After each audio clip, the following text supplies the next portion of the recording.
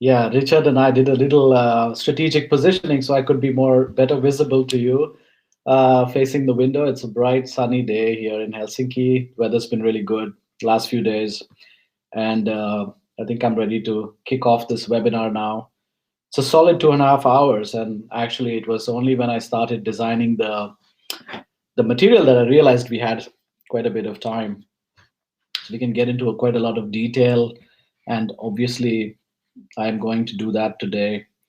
Um, I think we should keep it pretty relaxed and chatty. The chat window is always there.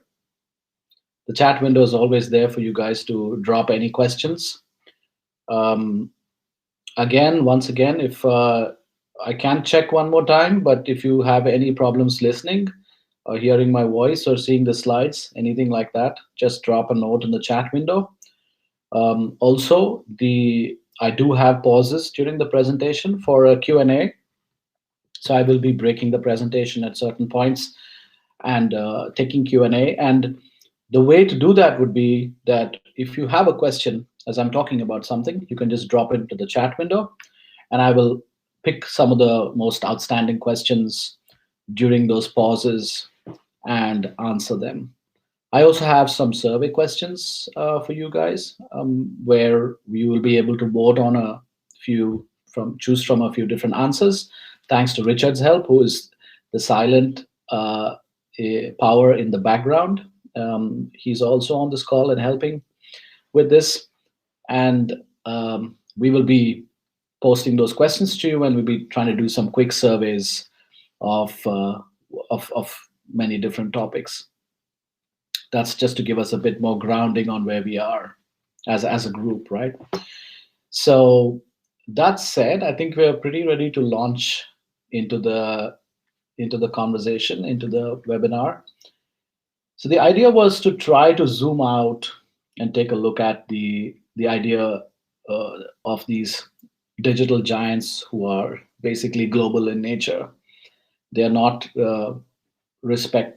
connected to any particular geography, and we thought together with the VAE team, what if we studied them and had a look at how their impact could be on the Nordic tourism industry in the next decade or so. Before I jump into that, a little bit about myself. My name is Ashwin. You probably already know that.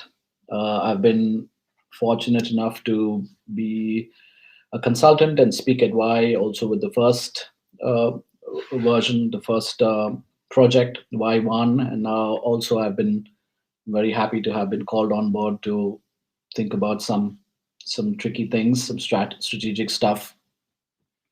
And my thanks to the VAE team for that. It's a very interesting opportunity. It's a very interesting industry. My background has been as a digital strategist, more or less. I do a number of things under that umbrella. And I founded a consultancy called Fabric. We specialize in an area called behavior design, behavior change around digital and product design, digital experiences and marketing and things like that. And I have been working for a couple of decades in global industry in many different geographies, many different continents, including Europe and Nordic Europe, for a very wide variety of clients. I've worked with a number of tourism clients, but also non-tourism clients. I just put up a few names there. So yeah, all of this it's been a great journey, and now I think the digital world is getting very, very interesting at the moment. So we are going to dive right into that now. Let me just check that I have my clock up here. Very good.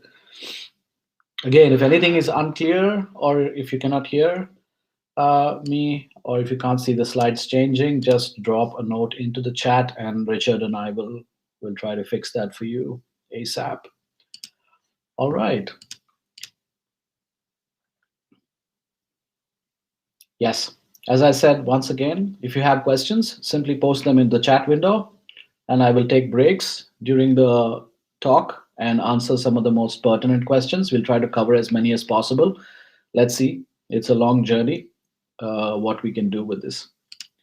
Today, I wanted to talk about, this topic in three main areas. The reason I keep looking here is because I have my screen here, so don't mind me. I want to talk about three different main boxes under this topic of the challenge of these global digital majors. The first is to dive straight in and look at the challenge of these digital majors. What exactly are they, and how do they? What are the mechanics? How do they work? What, in a very simple, fundamental level, right? On a very fundamental level. Then I think it's very important also to look at the current situation in which we are in, which is essentially this pandemic, which has been so disastrous for this industry, and what might be those global shifts, essentially shifts in consumer behavior, which is our particular focus for today. We try to look at that as another part. And we combine both of those. And in the third part, we try to see, therefore, what should we do in this post-COVID world from this industry point of view, given these platforms, the development of these platforms, and these consumer behavior shifts. So that would be the third part, which we try to crack.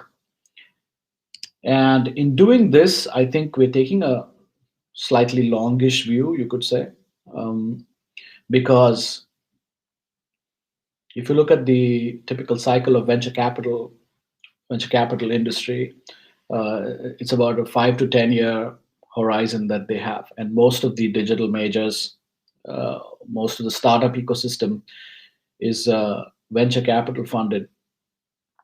And when you start a disruptive organization, you have a 5 to 10 year window in which to make a real dent on things, typically, I think. So, so we're trying to look out over the next decade, not just the next year or two, and it's a slightly longer horizon view. But also, as you know, 10 years goes very fast. Once you're in a new business cycle, uh, things pan out over a decade. And so I would like you to keep your mindset open for the next decade and think in terms of the next decade, basically. All right. First part we try to go into is, what is the challenge of these global platforms?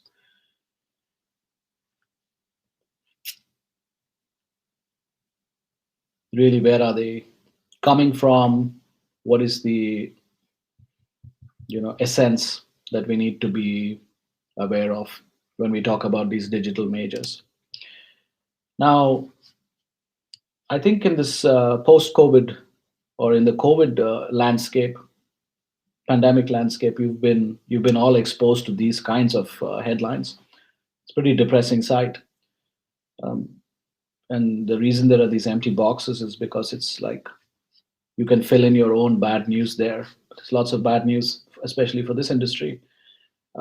Companies going into liquidation, questions about the end of tourism, big existential, complex question. Things like, is the airline industry finished, etc., etc. But on the other hand, if you notice, you also have these sorts of developments. Airbnb, which I'll be talking quite a lot about, because the idea is not to talk about Airbnb exclusively in this presentation as the standout company, but it's the poster child. It's a very good example of the kinds of companies we're talking about. So that's the reason I will bring it up quite a lot, but hopefully not the only one. Airbnb had their IPO this year. They went public, and even the founders and the company people were surprised at how well it did. They are just been valued, and their stock market price was massively higher than they expected. They've done really, really well. Not to mention that they've also actually done quite well financially this year, which I will go into a little bit later. And it's not just Airbnb, but actually this year has been a terrific year for these large majors, especially the big ones that we will be focusing on in the stock market. They've all done pretty well. So you can see these numbers just completely, whoa, doing quite well there across all of the different quarters of this year, even against the S&P 500. Companies like Amazon, for example, have done tremendously well. And the reasons for that are some of them are pretty obvious. Amazon, for example, benefits strongly from e-commerce, which has been accelerated during the pandemic. And all kinds of online activities. Netflix, for example, also it makes a lot of sense that people are home, they're watching more Netflix, etc. So, but we need to dig a little bit more into the mechanics of how these companies work and why this may be so. So I decided to pick up the FANG group of companies, as they're called: Facebook, Apple, Amazon, Netflix, and Google. And if you start, examining these companies, you basically see that they all have slightly different or kind of key areas of human life kind of covered. And if you look at Facebook, for example, it's clearly a social network. It makes communication and facilitates social communication between people, between all kinds of markets, global organization. But then hidden behind the Facebook brand is actually a whole range of brands, right? And you have everything from Instagram, which is owned by Facebook, to Messenger, to WhatsApp, and then also Oculus more and more now, which is a VR product, and the VR market has been growing as well. So if you just look at one of these companies, you see a massive range of human activities and behaviors being conducted on this platform, on this one platform, right? Any guesses on what Apple could be? What does Apple do in our lives? What are the strengths of Apple? Any guesses, if you want to drop it in the chat?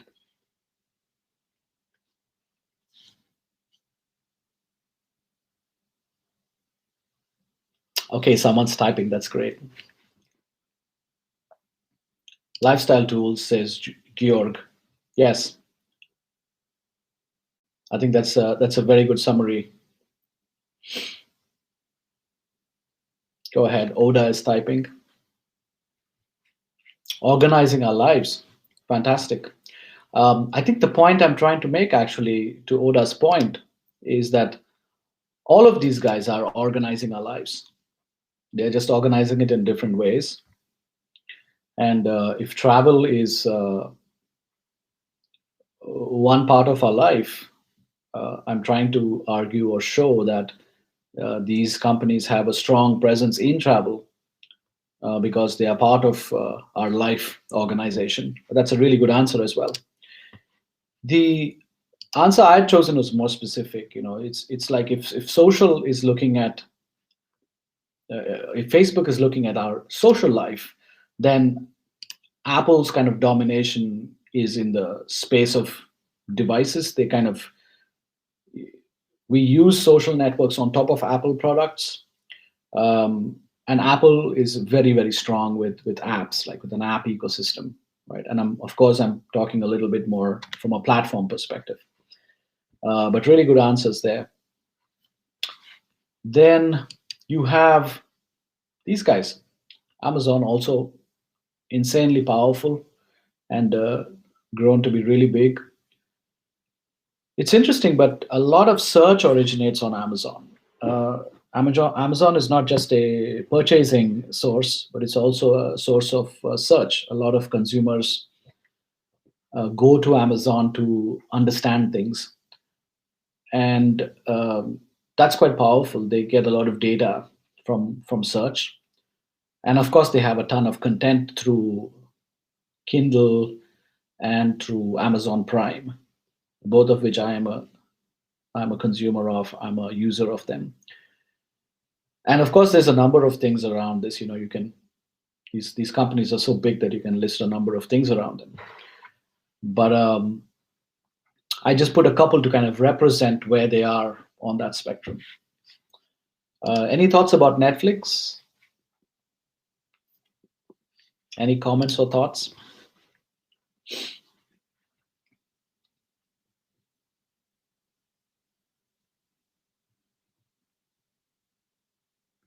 Nice. A couple of people are typing. Joel says daily entertainment, and Hilde says entertainment. Exactly. Yeah. So that's interesting, isn't it? When you use the word entertainment, uh, it shows a certain kind of leisure. It indicates leisure. It indicates that you're relaxed and you're wanting to have fun, enjoy. It's not a serious activity. But I would say that Netflix is also a source of education, right? Because there's so much good content on it. Like I get a lot of good education from watching Netflix documentaries or even reality shows, for example. Uh, it's quite unbelievable. Um, but entertainment is a very good answer. And then you have search. Of course, Google, they have a massive advertising ecosystem around it, right? And it's the one holy grail where we go to search for things. And so, as someone really rightly said, as Georg said, I mean, these companies organize our lives. Oda said they organize our lives, and they also shape our lifestyle. And they are very strong tools. Um, they are very strong tools with which to live our life every day. And they have been referred to as FANG, and it's a handy acronym. Even though you will see that there are a few other platforms also on the same in the same company, the same group, trying to compete for our attention, for our wallets. And I would argue if you think about this from a travel business perspective, we should add an Airbnb in there, add yet another A in there. So it becomes FANG. And I thought this year, after this historic valuation, the IPO of Airbnb, how well it's done, even though it's in terms of total valuation, it's a much smaller company than say Apple or Amazon, but it is starting to get into that league of being a very powerful global company. Let's dive a little bit more and look at some numbers about Netflix. Sorry, about Airbnb, which is close to our industry, which is right inside our industry. If you just look at this, for example, uh, that's completely crazy. Like you don't see the size of this organization until you actually um, see numbers like this. Airbnb has more hotel rooms or guest rooms, people's homes, than Hyatt, Wyndham, Intercontinental, Hilton, and Marriott combined globally. That's how fast they have scaled.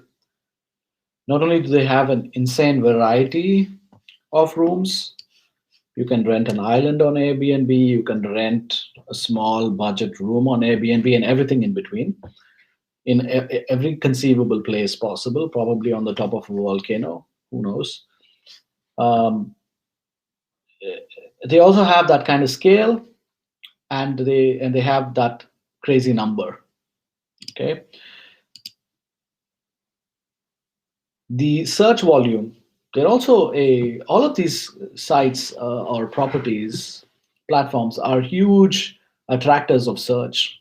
They attract user intent, they attract user interest, they attract user aspirations. They record tremendous amounts of data globally when it comes to these things. If you look at the search volume in major global cities like New York, London, and so on, you can see that that black bar for Airbnb is massive. It's like 450,000 compared to say 10K for the other hotel chains combined. And these are massive hotel chains. So they have the rooms, they have the search intent coming in, they know what people are looking for, and they also have a huge amount of visitor traffic. They actually drive a lot of traffic to their websites compared to these, and we will see soon why. Right? Why are people so interested in basically a site which provides rooms? So that valuation, that crazy valuation of Airbnb this year, and it's my hypothesis that the reason it's been so highly valued in a year where travel has become close to impossible or terribly hard is because Airbnb as a company understands where people want to go next. Airbnb understands better than any other company in the world what people's travel aspirations are, because people go onto Airbnb, they search for destinations, they bookmark them, they save them, they share them, they do a number of activities on the site which tells the site what do teenagers from China want, what do couples from India want, what does the Finn or the Swede from the capital city, where do they want to go inside their own country, right? So that data is gives them, first of all, a tremendous amount of power, and as we will see, they do something called demand aggregation really well. So here I have a quick survey moment. It's moving a little bit out of the platform space, but back into your own companies, your own world.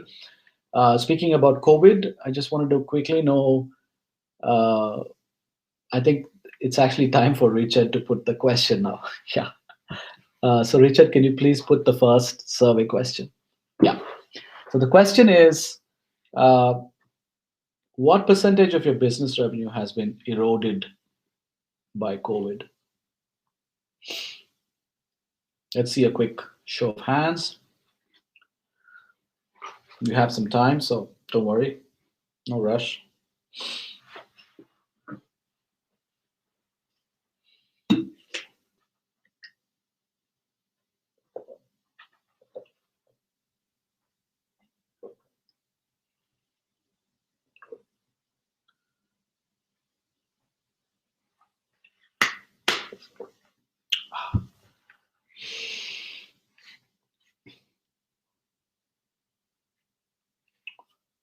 We'll give it another 20 seconds. Time's flying. Okay, still some votes coming in.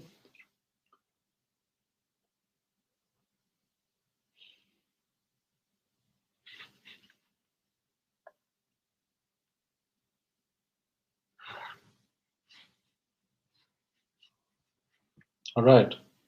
Yeah. So the results look like this. Are you able to see them? Yeah, I think now you're able to see them. Yeah. So yeah, it's quite obvious that the numbers are quite high. It's in the at least half of business, or close to the entirety of it has been affected, which is it's good to get this picture, but it's of course a terrible picture.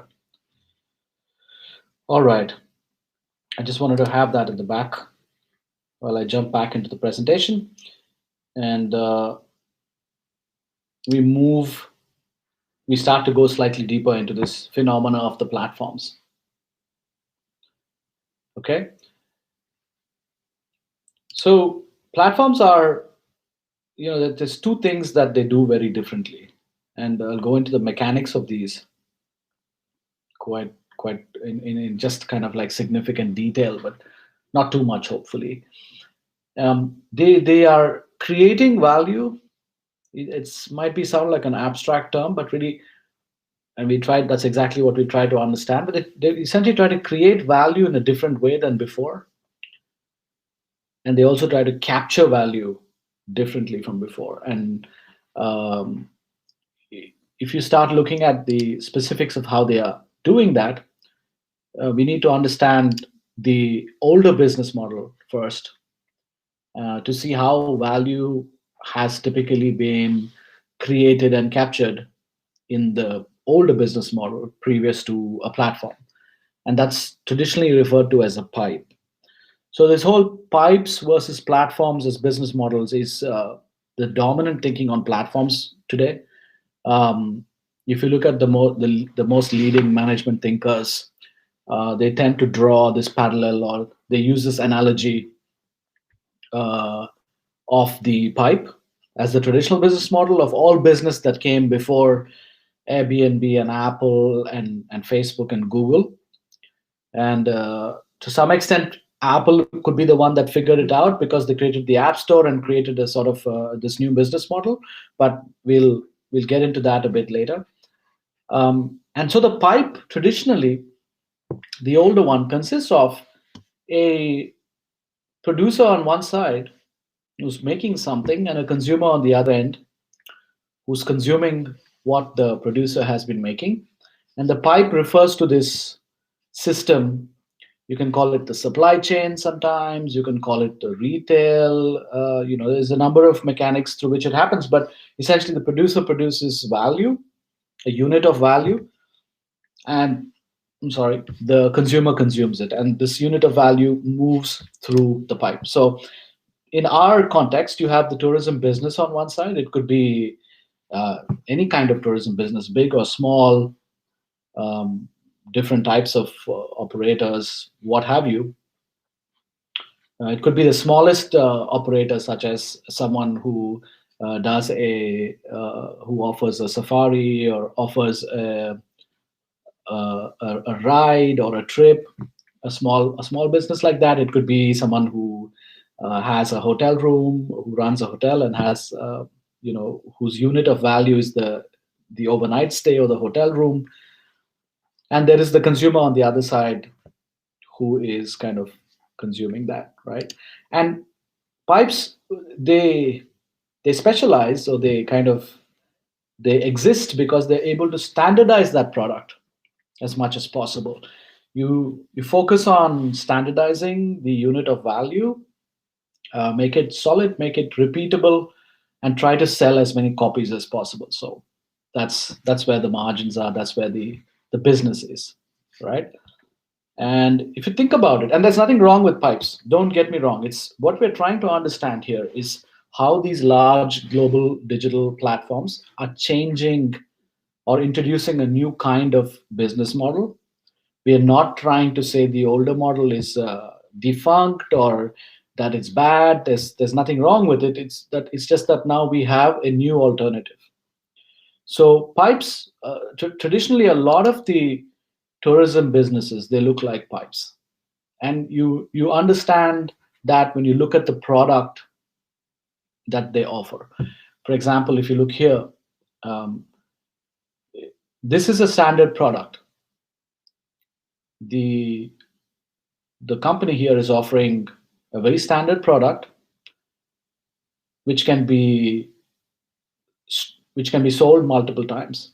So your couple A's honeymoon is not different from couple B's honeymoon, right? It's not personalized. They have a honeymoon product, and if you're having a honeymoon as a couple, you can buy that product, you can consume it. That's a typical pipe business model. One unit of value, a standard unit of value, moved from one end of the pipe to the other, consumed by the consumer on the other side. Again, there is no differentiation here between one set of kids and another set of kids, right? This company offers free places, or a place for kids. And then savings, summer holidays. Everyone has summer holidays. It's a generic product. And savings are also pretty generic. I mean, you get the same savings as I do if we both had to buy that product. Again, standardization of a product, which is then sold multiple times. Again, don't get me wrong. I'm not trying to say that, some of the terrific companies out there in this industry or any industry for that matter are flawed, but we just need to understand where the game is shifting. Most destination marketing is still a pipe-based business model because your product is the destination.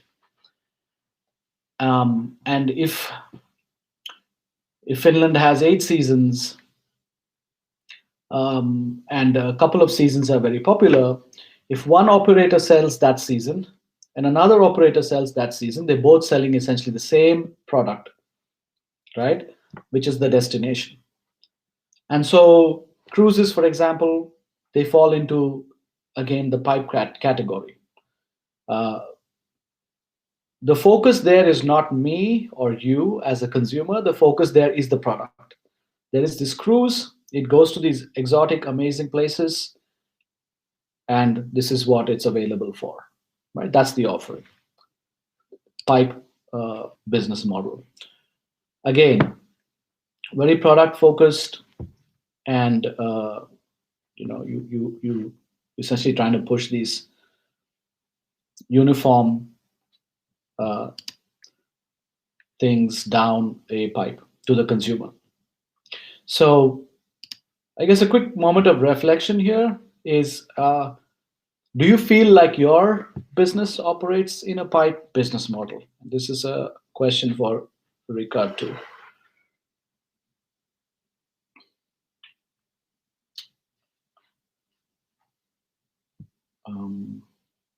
Yeah.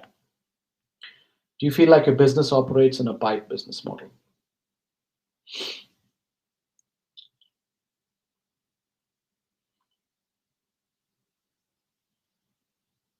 Cool. Good to see some no there.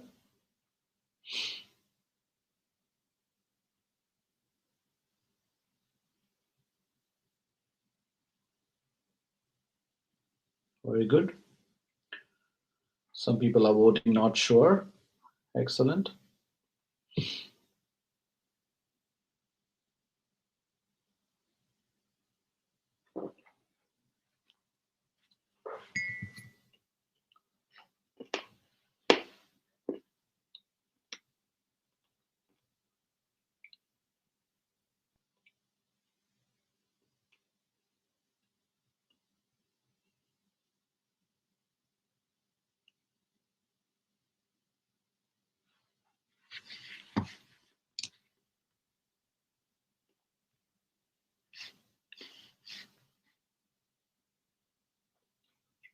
Yeah.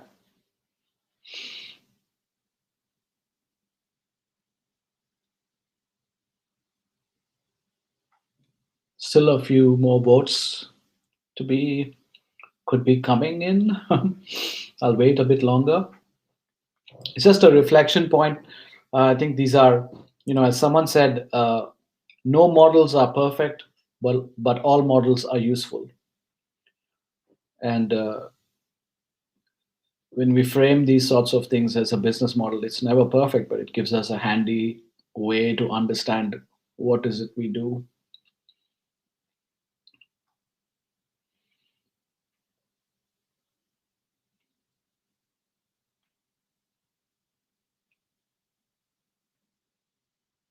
All right, I think I'll. Are you able to see the results already?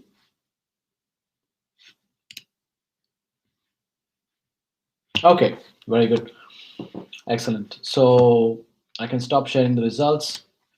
That's what has happened. As you can see, there's a good mix of some people saying yes, some people saying no. I'll show you one more time, but really there is some no, some clear no's, and then some not sure. And I think it's fair to understand, fair to think of it as not sure.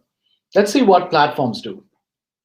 And I could have asked you this question after showing you platforms, but I wanted to just provoke you to think a bit more without much help. So we saw what pipes do. Create a standard product in the middle. Let me try to find a pointer. Hmm. Okay, doesn't matter. Create a standard product in the middle and push it down a pipe, down a certain supply chain to a number of generic consumers. Platforms do something radically different.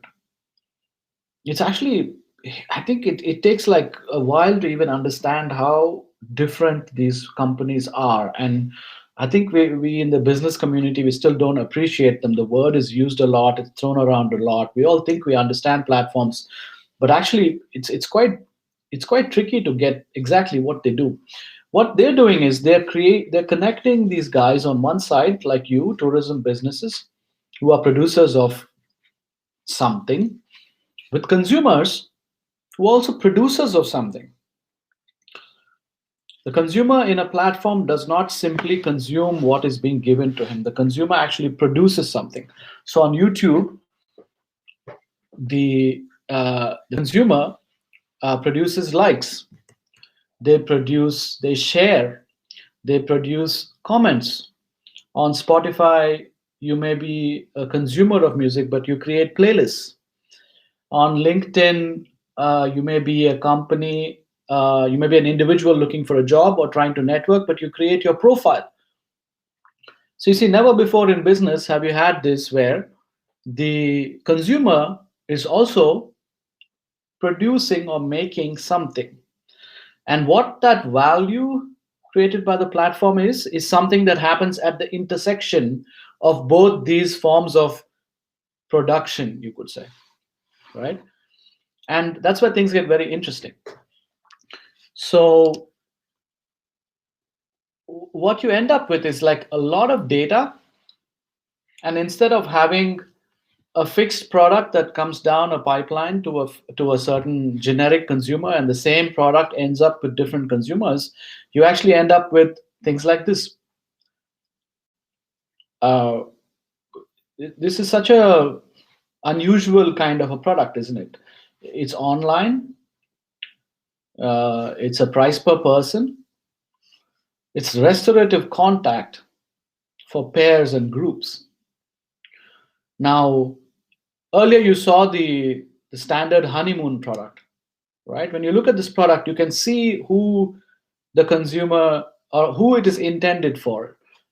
Typical couples, probably married, suggests honeymoon suggests that they're married or recently married, but I guess unmarried couples can go as well, however you want to define it. But there's a very clear picture of who that consumer is.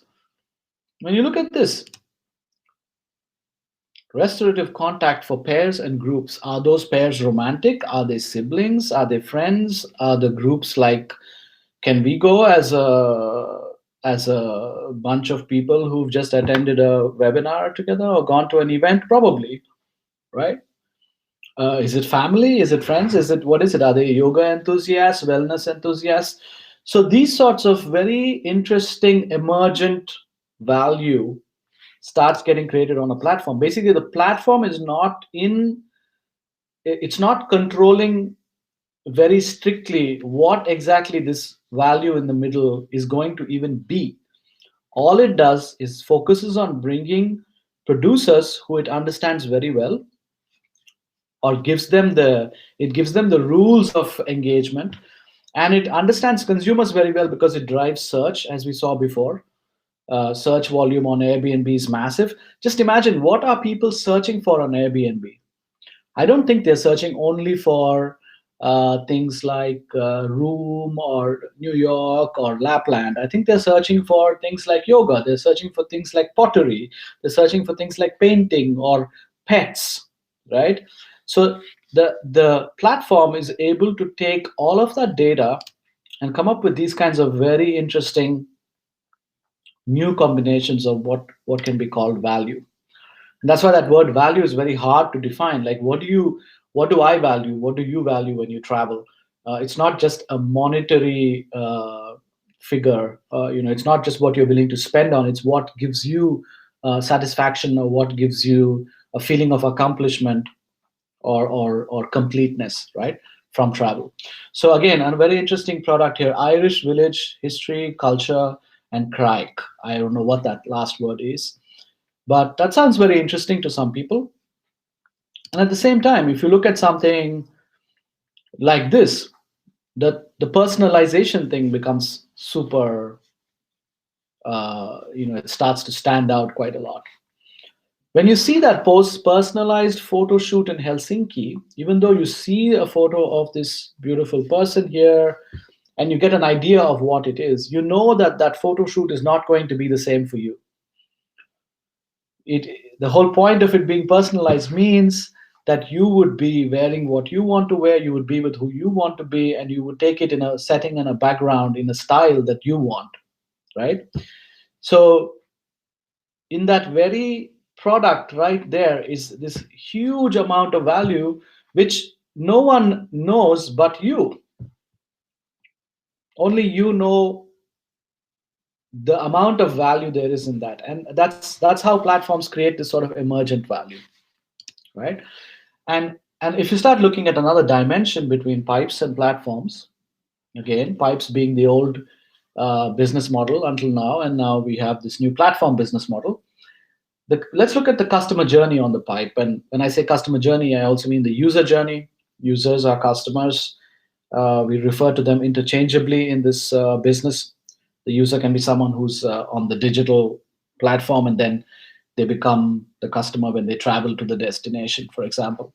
The customer journey on a pipe is pretty linear and straightforward. You have the customer on one side. They have been sold this unit of value. They've been sold the product.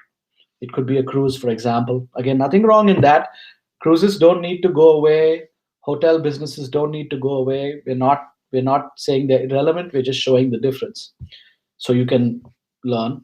So that you have the customer, you have them purchasing a particular product. They get onto the cruise. They take the cruise. They have a fantastic time, great value for money, fantastic life experience, and then it ends. The journey ends, right? All well and good. But the world of the platform is now different. You have a slightly different kind of customer, first of all, because they're constantly online. And the big differentiator between the previous kind of pipe customer versus the new customer is that you have this person now who is carrying this device. They're digitally connected to this external network called the World Wide Web. And when they use a platform, the platform remains with them from the online property, which is the website or the app, to the destination when they finally go there. And it actually remains with them throughout the process. Let me not, oops. Right? So this is the actual customer journey. The customer is on Airbnb. They have probably indicated some months before travel that they would like to go to see Finland or Norway or Sweden or the Arctic, Lapland, whatever. That activity is the first step. Then you actually engage the customer. The customer picks the actual thing they want to do, probably a photo shoot. You see, that photo shoot, personalized photo shoot product on Airbnb fits very well with this aspirational customer who's very invested in their own self-image and so on.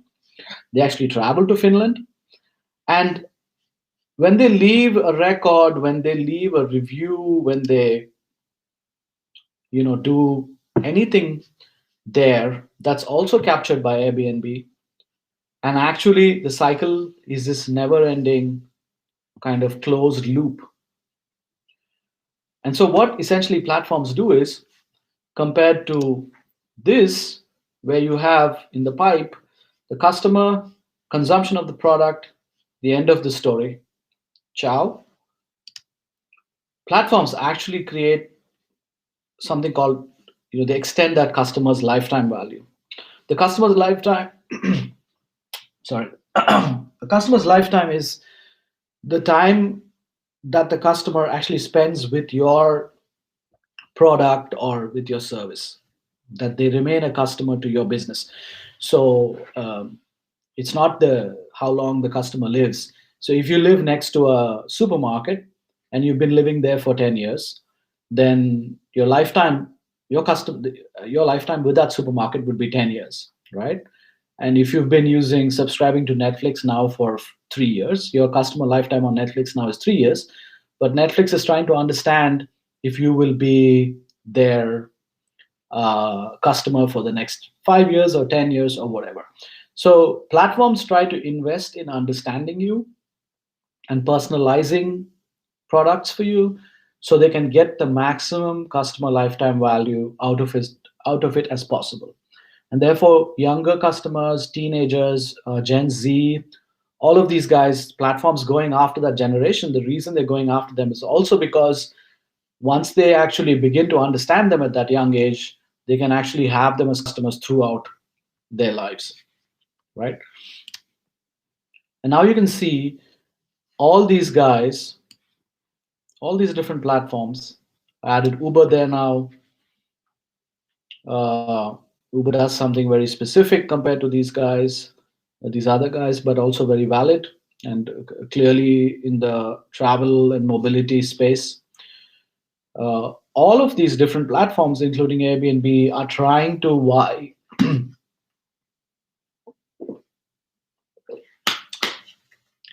vie for this customer, offer them personalized experiences, and extend the customer lifetime value, right? Great.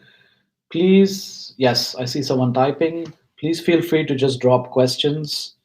I have a pause coming up. So this is essentially the difference in the customer journey between pipes and platforms. And this is the reason platforms are scaling and getting just so massively powerful. It's a radically different business model. Okay. See how I'm doing on time. Oh, wow.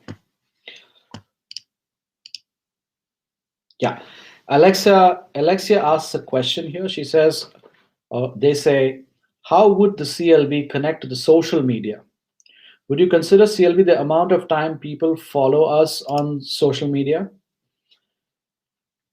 Yes, but the you can only consider them to be a customer after they have paid you. So just following something on social media has not translated into revenue. So I wouldn't count that as customer lifetime at all.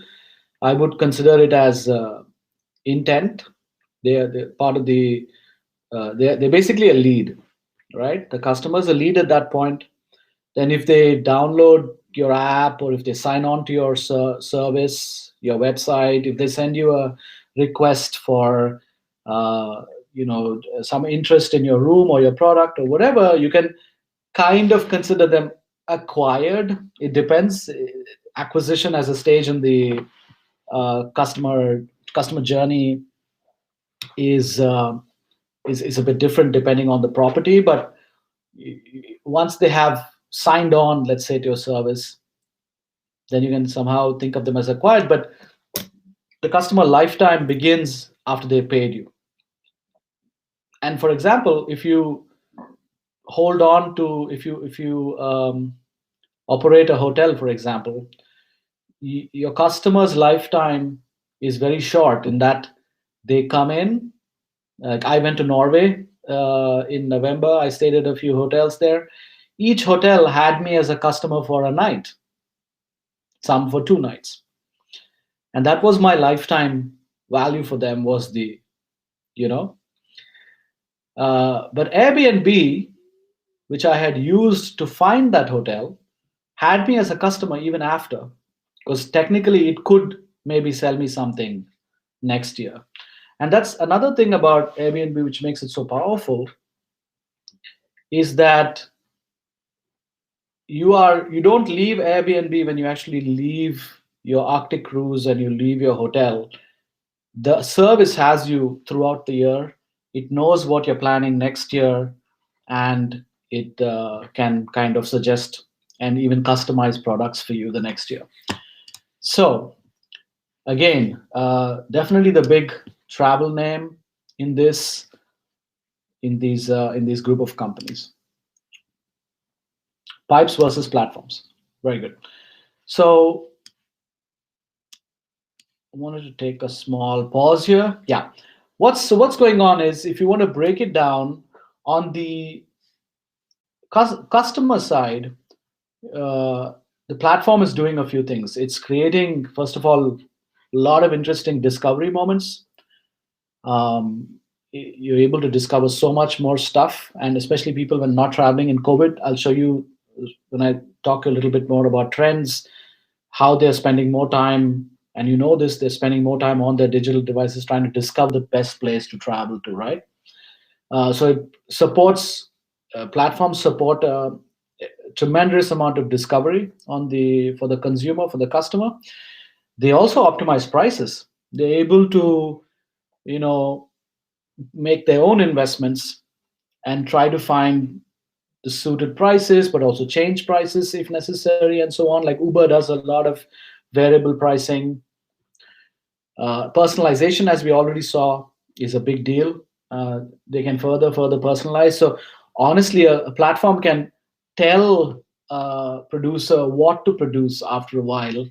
Airbnb can probably tell producers saying, "Hey, we have a lot of customers from Spain interested in uh, blueberries and berries. So why don't you create a berry picking tour in Lapland?" They can personalize it so they can show it exactly to those customers. And of course, social proof is the human tendency to seek validation from others when we don't have information about something. So if you went to a store and there were three different kinds of cereal available, and you did not know which one to pick, and three people picked up a particular cereal, you'd probably go for that. Like, you look for uh, other people's behavior when making choices. Book recommendations on Amazon are based on that, where if you're looking at a book, it says people who bought this book also bought, right? So we look to others. So platforms are able to do that. Platforms are able to say the favorite tour, best-selling tour, most purchased this year, and just because others have done it, it gives us a sense that that is valuable. When we cannot decide, we go with other people's choices. So platforms can support social proof, again, because they have the data, they're able to aggregate. And of course, on this side, on the producer side, they aggregate all of the different producers and what their products are, their services are. They drive down pricing power that the producer has. Uh, they are able to vary the prices for the consumer, and they're able to control prices for the producer, because when you have when you're going through a platform, the you're at the mercy of the platform as to who they show you to, right? And so they're able to negotiate on prices down with you. And then they also they create commoditization. We'll go into commoditization a bit more when I speak about unbundling of the platform. And so that's how platforms essentially are all about the winner takes all effect, as they're called, right? They rapidly grow and scale. That's the reason you saw those numbers on Airbnb, which is just insane, off the charts, uh, listings across the world compared to all the global hotel chains. And all of that, more scale creates more wins and more, and it's this kind of virtuous cycle that makes platforms so powerful. Okay, I did answer a few questions. Actually, want to take a really quick pause. So I was wondering if you guys had any reflections for a moment on this, and I will just be back in 1 minute.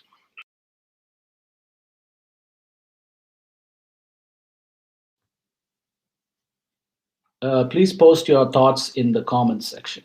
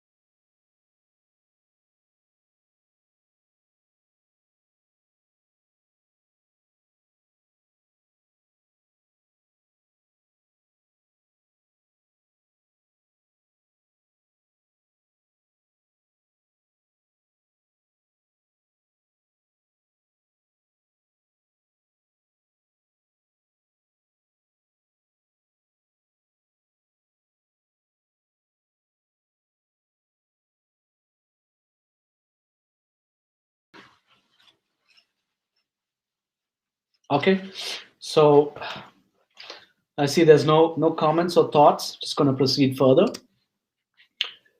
We looked at how platforms are, creating this very interesting sort of new dynamic between producers and consumers. Now, a little bit about that personalization, and to get into that, we need to understand a little bit of this thing called unbundling and rebundling. This is also something from the literature about platforms and platform theory, where it's increasingly understood that um, platforms actually, they do something called unbundling and rebundling, which is they kind of you could say that they're able to like kind of break down the components of an industry and put them together in a new way. And that's another reason why they are extremely powerful and extremely disruptive. Like they literally change the old way of doing things. And this was something that we were talking with Richard also earlier. And that one thing we need to understand when we are in this business is that the platforms are not here to play by the old rules. They're not here to compete by the same rules of the tourism industry or the media industry or the sports industry, whichever industry the platforms are coming into. They are not interested in being a good competitive player, or in the sense just be another player and win through being better. They are here to change the rules of the game. They want to change how business is done in that domain itself. And one of the ways in which they do that is by what's called unbundling and rebundling. So let's look at a more specific example of how this unbundling, rebundling happens specific to tourism. Um, for that, I just want to jump a little bit into this very interesting concept of taste clusters. Taste clusters is a concept in Netflix, and uh, Netflix as a platform basically it picks it groups users together based on their viewing behavior. And initially, it was thought that it would be each of these groups is called a taste cluster, a cluster of people with particular taste. Your taste could be rap music and animal nature documentaries, and I don't know, like reality television. And someone else's taste could be Formula One, sports, animal nature documentaries, and maybe dramatic films, right? So person one and person two share this taste of nature documentaries. They have a common interest. Now Netflix predicts or tries to experiment, it tries to guess that because person A and B both like animal documentaries, would it be possible that person A will also like something that person B likes, or vice versa? So it tends to show person A Formula One, for example, or tries to show person B something that person one likes, reality television. And based on if they watch it or not, based on whether they click on it or not, and of course you can record their behavior in very detailed ways, right? You can see if they how long they kept it open on the screen, when did they click on the item, did they browse the trailer, did they actually watch an episode, when did they end, did they pause, did they rewind. You can Netflix, Spotify, these kinds of media companies are very interesting in that you can record their behavior, you can record user behavior in absolute tiny amount of detail in digital. So based on that, you can group them into a new taste cluster. Now, the tie between person one and person two becomes even stronger. They become even part of an even closer taste cluster because they share not just uh, nature documentaries, but they also share Formula One. So we have two tastes in common now. So we are an even tighter cluster. And so if we had 20 different taste clusters, 20 different tastes in common, or even say five, I think that would make us a pretty tight, we have very strong affinity in terms of our taste. And what happens is this throws demographics completely out of the window, because earlier segmentation used to be about demographics. We'd say, well, 40 to 50-year-old white male from Nordic Europe, and teenager from Latin America. But today, the 40 to 50-year-old white male from Northern Europe and the teen from Latin America can both be watching Formula One. They could be part of the same taste cluster, and they could both be interested in nature documentaries. So, how you personalize content, how you think about demographics, how you serve products, and how you design products and services, that completely changes with a platform, which we do not understand in the old pipe model. The pipe model is still about our target audience is this demographic, they live in this country, they are this ethnicity, and they typically look like this. But platforms, they don't care. They're looking at your behavior, and they are trying to anticipate what you like to do based on what other people like you with your behavior like to do. So if you take the same taste cluster example and apply it to Airbnb, you can further understand how Airbnb is unbundling and rebundling the destination. So the destination is your core product, and as you can see, Airbnb. This is my my theory. This is my hypothesis. Uh, but I think that what's happening is the unbundling and rebundling of the destination is happening. If you look at this screenshot from Airbnb, like I said, best sellers on the top left, social proof. It's like someone comes there and it's like, wow, these are the best selling products from Airbnb. If you look at them, there is a wine class from Argentina. There's a mezcal and a tequila class from Mexico, something from Spain, souffle from Japan, and then there's cocktails, right? And then there's something completely different related to sports from the US. Now, if you look at it, there's actually 3 different drink related items on this bestsellers list, right? So what the platform is trying to do there is trying to understand at a high level, if I as a user, when I'm looking at bestsellers, so I don't know what I want, I'm just looking at bestsellers, I'm trying to see what other people are buying, right? I'm driven by social proof here. Do I go for something that's connected to dessert? Do I go for something that's connected to full meals? Do I go for something that's connected to sports?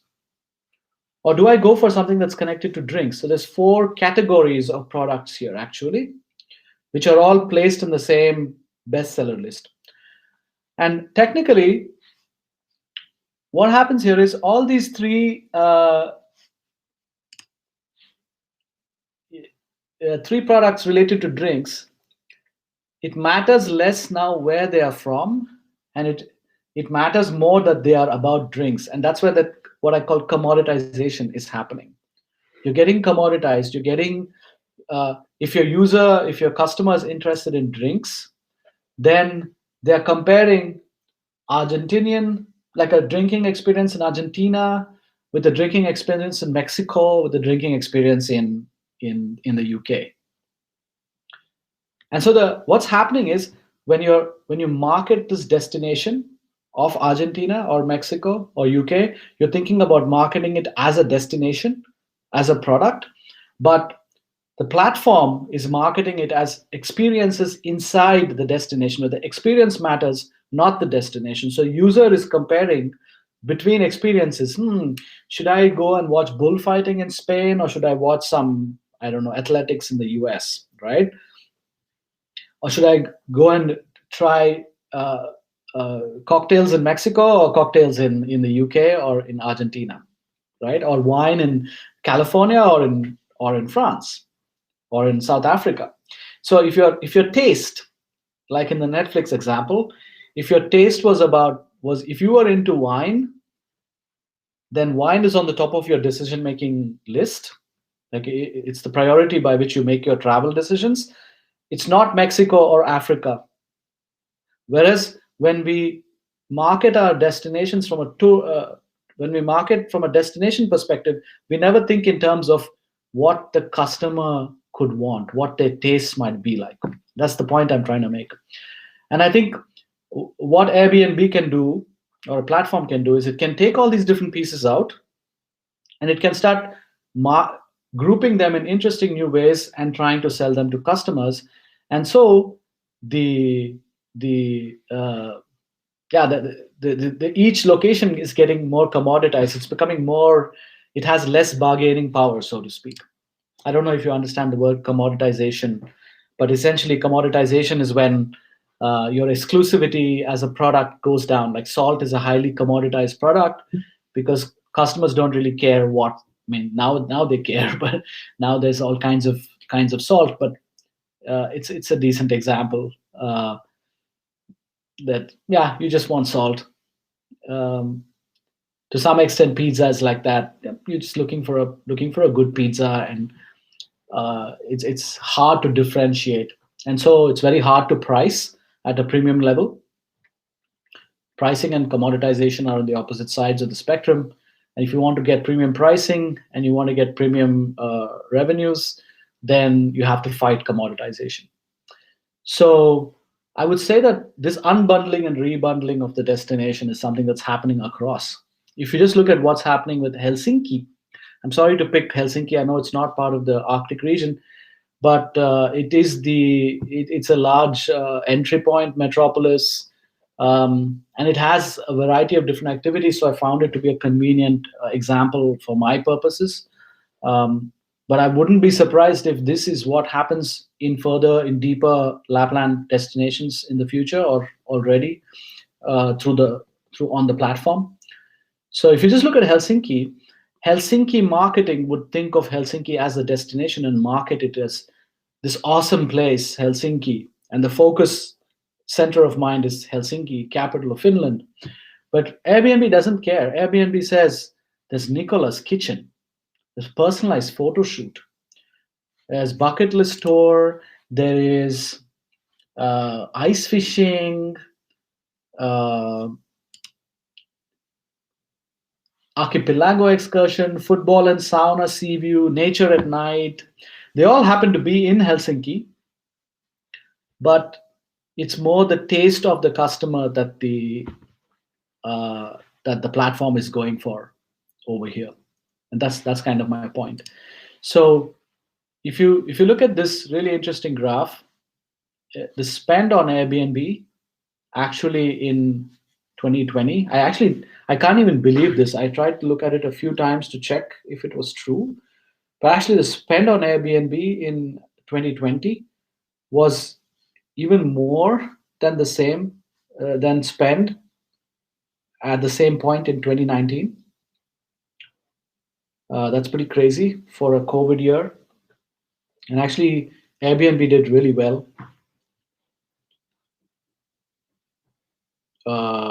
for last year. They cut a lot of staff and they focused a lot on going near. It's something that I will talk about next in the next part. So what platforms are doing is that they're basically externalizing value from the tourism business. They're taking value out of your brand, out of your destination, and putting it onto your platform. That does not mean, I don't think we should be immediately kind of paranoid about that, because without the destination, the platform doesn't have anything to sell. So you still need the destination, but the mechanics, how they're doing it, is where the thing becomes pretty interesting to understand, especially if you're into destination marketing in total. But there's no doubt about it that from a customer's perspective, they can go for a tour in Lapland, or they can go for a tour in another region, and they are comparing these two at the level of the tour, or at the level of wine, or at the level of sports, or at the level of wellness. They're not thinking in terms of the region, they're thinking in terms of the taste, their activity, their favorite, like what they want to do. So there we need to be very careful. We need to understand what's going on. Okay, very good. We're now at part 2, where we're trying to talk about the global shifts. Any questions at this point? I do have some survey questions coming, actually quite a few more now. We also have some videos coming.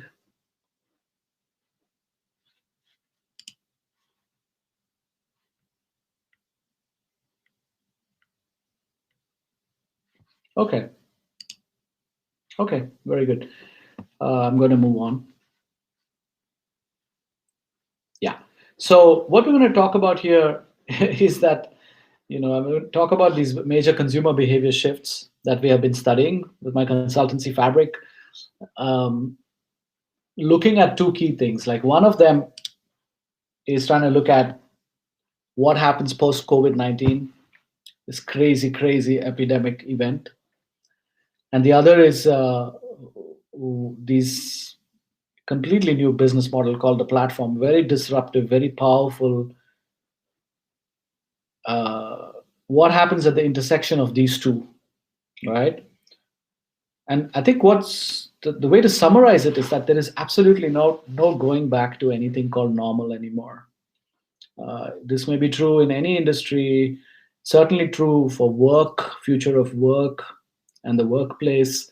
It's definitely true for tourism as well. And I think, of course, no one can predict the future, but it would be very naive to think that things are going to just return to how they used to be.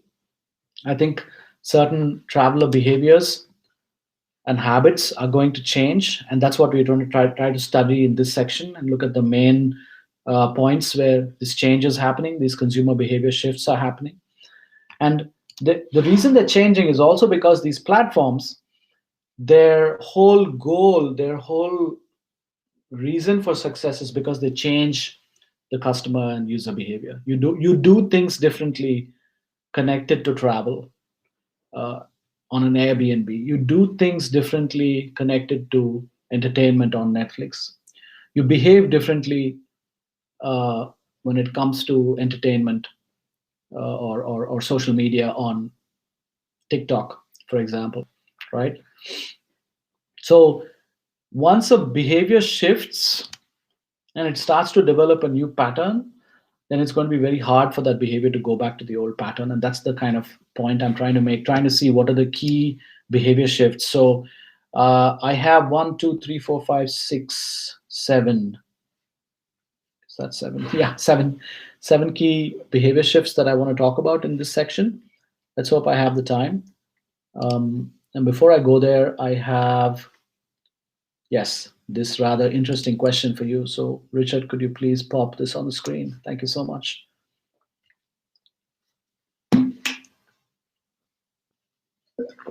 Oh,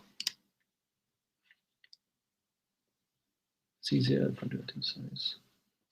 Okay, nice. Yeah, so connected to consumer behavior shifts, is everybody still with me?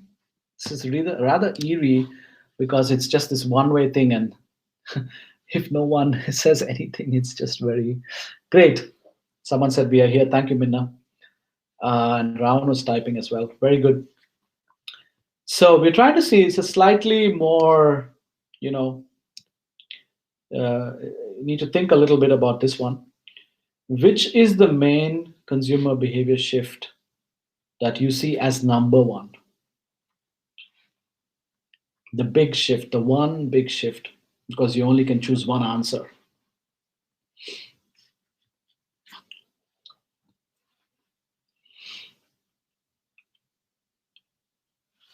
Nature is the new high. Safety is the most important thing, the key to the highway. Asians are ready to rock and roll. Travel. Digital discovery is key. Luxury travel is on the rise, and there is a blurring between esports and travel.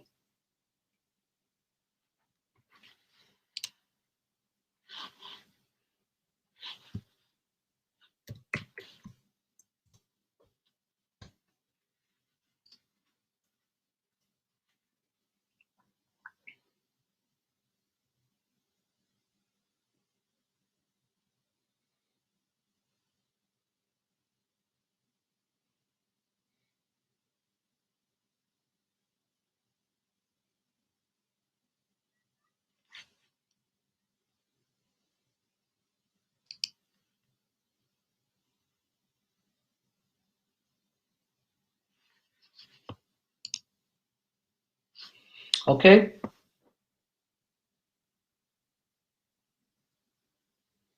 Yeah, I'm gonna, let's end the voting. Here are the results. Very interesting. Clearly, well, you actually picked all my favorites. Um, Close tie between nature is the new high and safety is the key to the highway. And also the digital discovery rules all. I think you guys are all very much in touch with the pulse of things. I have kept safety as the highest priority right now. Because that's what our research has revealed. We've done research of both desktop, looking at what other consultancies have studied and research reports, but also we have studied, we've actually interviewed specific consumers, travelers. We did this as part of larger trends analysis, post-COVID trends analysis in places like India, China, Africa, Europe, the US, pretty global qualitative research, interview-based qualitative research that we did, self-funded project by our consultancy, and we see that safety actually is right at the very top. But nature being the new high is very close, and digital discovery is also super close. So let me jump straight into the trends and talk about these for you. So quick picture, you all aware of this, but the state of the post-COVID traveler is someone who's super locked in and frustrated, and the word IRL becomes takes on new meaning in real life. It's used extensively, especially by younger people, and the value of in real life travel has increased, and so the value of real life travel and that limited experience which you get from traveling in the real world has become super important. You all know this, but that's the state of the traveler. We found that safety is at the top. There's no doubt about it. The problem is that uh, the cost of being wrong with safety is so high.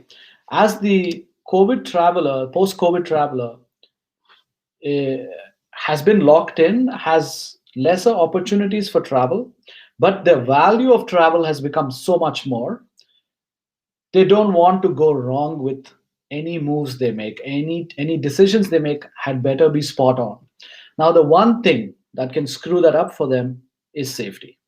They could go to the a destination can be, well, 80% satisfactory.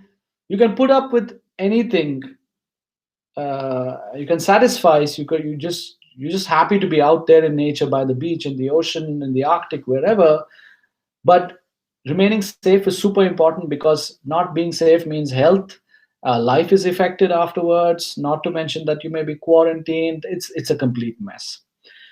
And so the uh, safety at the top of the list is a big one. And the reason I wanted to bring this up was because when I browsed uh, quite a few companies connected not just to VAE but also the tourism sector in general, connected to the research for this webinar, I was not seeing safety just screaming out at me in most places. It's not loud enough, it's not present enough, and I think the user, the traveler, is looking for more reassurances. You see sites like this which look very nice, but there is nothing on the homepage. And I'm not picking up this. Please, I don't want to come across as pointing fingers at a particular brand. I had many screenshots. I just put a couple there. But I think travelers are really, really looking for a reassurance of uh, there being strong COVID sensitivity testing. What are the procedures you follow? How can you guarantee that your destination, your product, your hotel, your business, your tour is COVID safe for me, right? That's a key one. So had a quick survey moment here, please, Richard. Taya is typing. Please, Taya, go on. Ask me your question. Maybe we have taken it as an obvious, says Taya, that safety is taken into account in the cost in the COVID, post-COVID travel, and therefore don't advertise it enough. Yes, I totally agree. That's very possible. Also, Finland, for example, has done terrifically well. Uh, has dealt with COVID really, really well compared to a lot of other places. So here, I think, and in the Nordics in general, they're smaller populations, much more law-abiding people. Things are just much better put together. So there is this general assumption that, yeah, it's been handled, but actually from the consumer point of view, they are. You must understand their position. They are only now stepping out into this new adventure after a long time, and they have paid the price of this heavily. They have been locked in with kids working from home. It's been bad for a lot of people. And they being reassured, they being told very clearly that we've got this under control as a business, as a destination, and this is how we ensure it. Watch a video. Literally, I mean, making that investment into marketing to say, watch a video on how we manage safety. These are the things that we do. This is the ta-da-da, ta-da-da-da-da. Take them through it, engage them. It's a thought on consumers' minds, so why not engage them? It should in fact be done so well that they even spread it.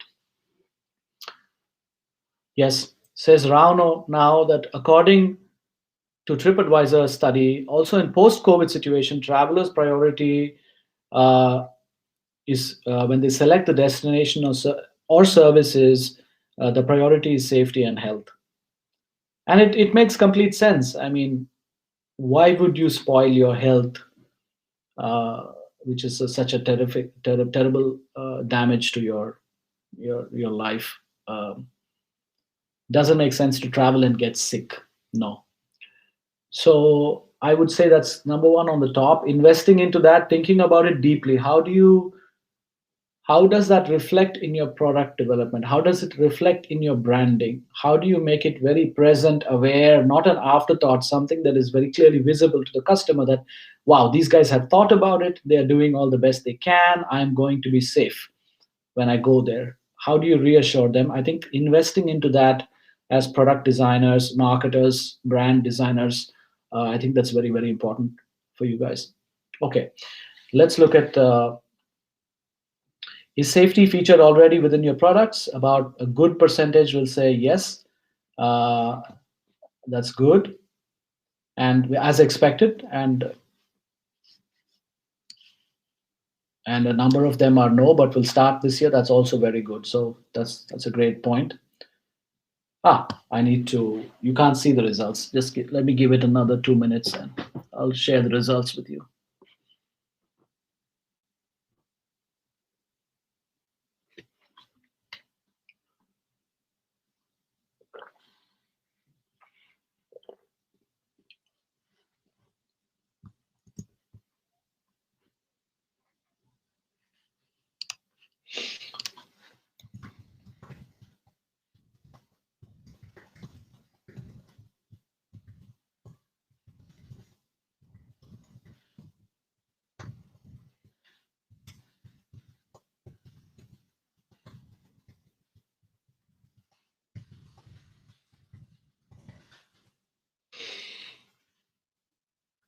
Numbers are still coming in.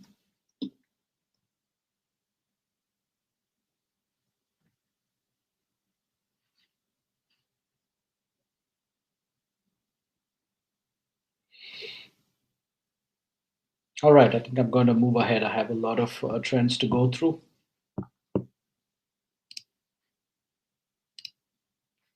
So these were the results, guys. It's 58% saying yes, and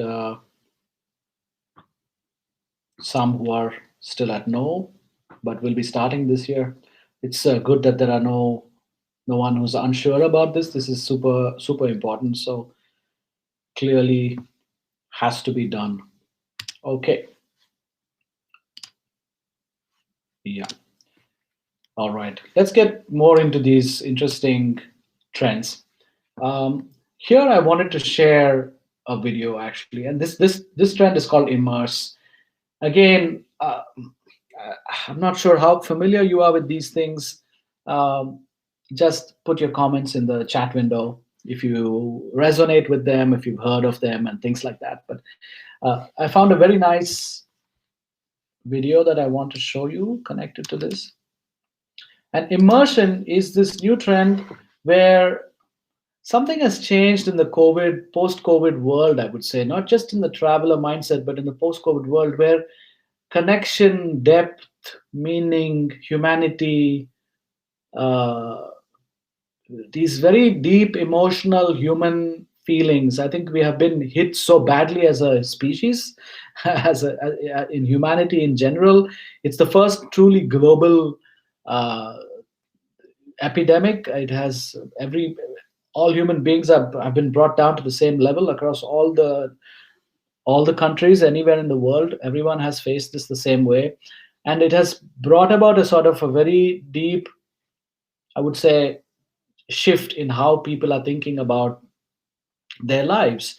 And immersion, connection with the place, having a deeper sense of a connection with a place, not just drive by traveling, just quick tourism, checking out the hot spots, and then moving on. I think that's an attitude of the previous generation of traveler, which this newer generation of travelers, the newer breed of travelers, they're starting to not have, especially younger people, and also like older, you could say older cohorts. And I'll try to play this very interesting video for you here. I hope it works. I'm going to test it out. Give me a second. It's the first time I'm doing this. Yeah. Here you go.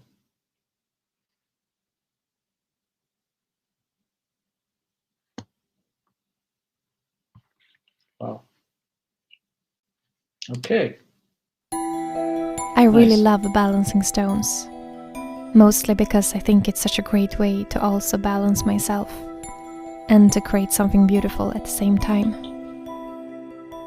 Even though a little wind is enough to make it look like your sculpture never was there. But in this moment, as I try to find a tiny, tiny little balance point, my thoughts are completely silent. And that's a very good feeling.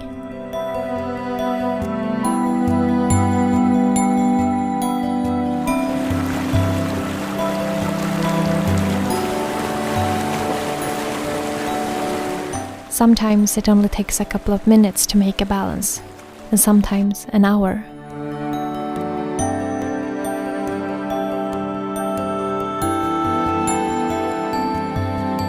But when it's done, I love to watch the stone balance. It looks so still and quiet in a world that is constantly moving. Very often, I see people commenting that it's fake, that it's impossible to do this, and that it's photoshopped or glue. But I kinda get excited about those reactions, because it's a proof that there is so much more in this life than we could ever imagine. If some people think that this is impossible, imagine then how many more things there is in life that we still think is impossible, just because we never really tried it. Just because we already put the frames on what is possible and not.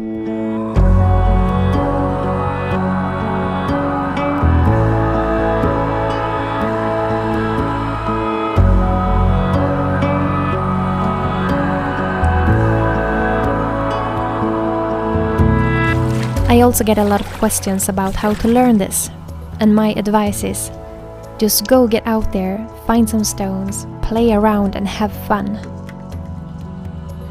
After a while, you will get to know the stones and get a feeling of how to balance them in the best way. And you will learn to see which stones works best together. You might spend a lot of time trying to balance a stone that will never balance, but you learn something every time, and it's a wonderful way to have fun. After a while, you will get to know the stone.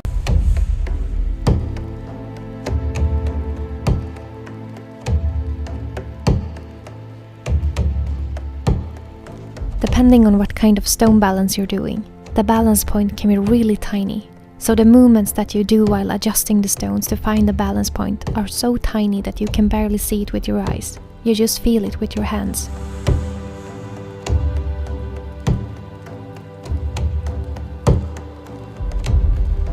And when you finally find that tiny balance point, the gravity will be there for you to hold your stones together.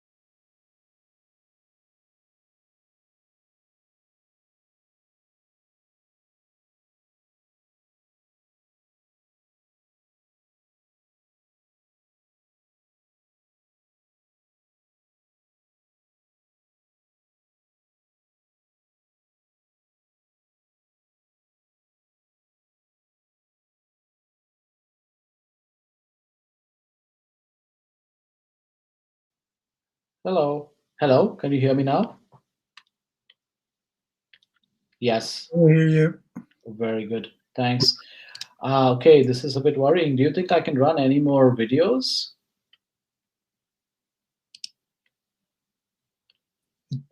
It should work, All right. hopefully. All right. Well, I'll carry on with my presentation for the moment. So there is a clear trend that we are seeing, that is this in terms of this sort of immersion and the impact of this immersion trend or shift, actually, because a trend is only something that's temporary. A shift is something that happens permanently. Is that it's also luxury or kind of semi-luxury luxury travelers who are interested in these sorts of immersive experiences, which is in some ways it's about getting their hands dirty, to some extent, if you can put it that way. And this includes things like interest in local doing local things, artisanal tastes, mixing with locals and trying out locals arts and crafts, also doing very immersive stuff in the nature, like you saw in the previous video. And there is this kind of overlap between what would be called more mass travel and what is more and more like what would be considered luxury travel or exclusive travel. And we've seen some trends there. So this was the video I showed you. This is an interesting service from something called Local Purse, which exploits this trend. It's a fully digital service. You basically can shop the world through your screen. And this is a place where you get onto this website and you meet cultural and local guides and shop from local artisans. So it's like Airbnb, but you can book from these live video shopping experiences. For example, this is something from Marrakesh Spices and Wellness. And as you can see on the right, there's a price. You can choose the time. And when you actually pick the time, you can go. I haven't done it myself, so I'm not specific. I'm not sure how exactly it works, but you can see that it starts there and on a certain time, and it has a social impact dimension to it. You're shopping directly with locals in a particular location. You're giving money directly to them, and you're supporting the local economy. Now, I wanted to show you these two examples as kind of the contrast between how immersion could happen. One could be this very deep rock balancing kind of physical in a landscape, very visceral kind of an immersion where it's meditative, it's calm, and all the outside world is completely left behind in this singular activity like rock balancing, which I thought, by the way, was the kind of example that would differentiate you on a platform. That's the kind of branding. It's something a platform cannot take away from you. It's something that you have as a brand when you do something like that. So if that's one example, the other example is something like this, where you're literally at home and you are through your digital experience screen, you're actually going and shopping for something directly in a place as far away as Marrakesh, and paying for products from there, which are probably shipped to you. Also very immersive experience, I would say. So two contrasts for what could be thought of as immersive. I'll move on to the next trend, which we call unseason. And unseason was something where basically we saw a pattern that because of this kind of new behaviors of doing things that are virtual, having experiences that are digital, that are online through social media, etc. Seasonality and travel are becoming more and more unhinged. They're becoming more and more disconnected. Typically, travel, especially Nordic travel, Arctic travel, is seen as a very seasonal thing. I'm not saying that that goes away, that you stop thinking about it like that, but also the fact that from the consumer's mind, they're thinking less in terms of seasons and more in terms of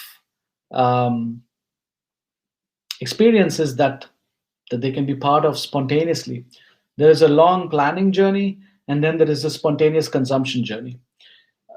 This is also because of the interesting work from home, and like where work itself is becoming very, very fluid and not very, fixed for certain time periods, which is also changing.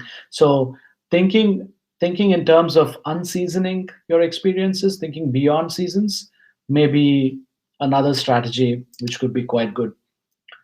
I am not sure if I should show another video now, but let me do it. And if it disconnects, I'll simply connect again.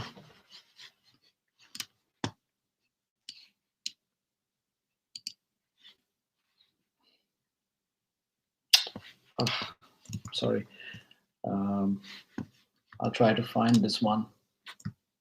Sorry for this confusion. Yeah,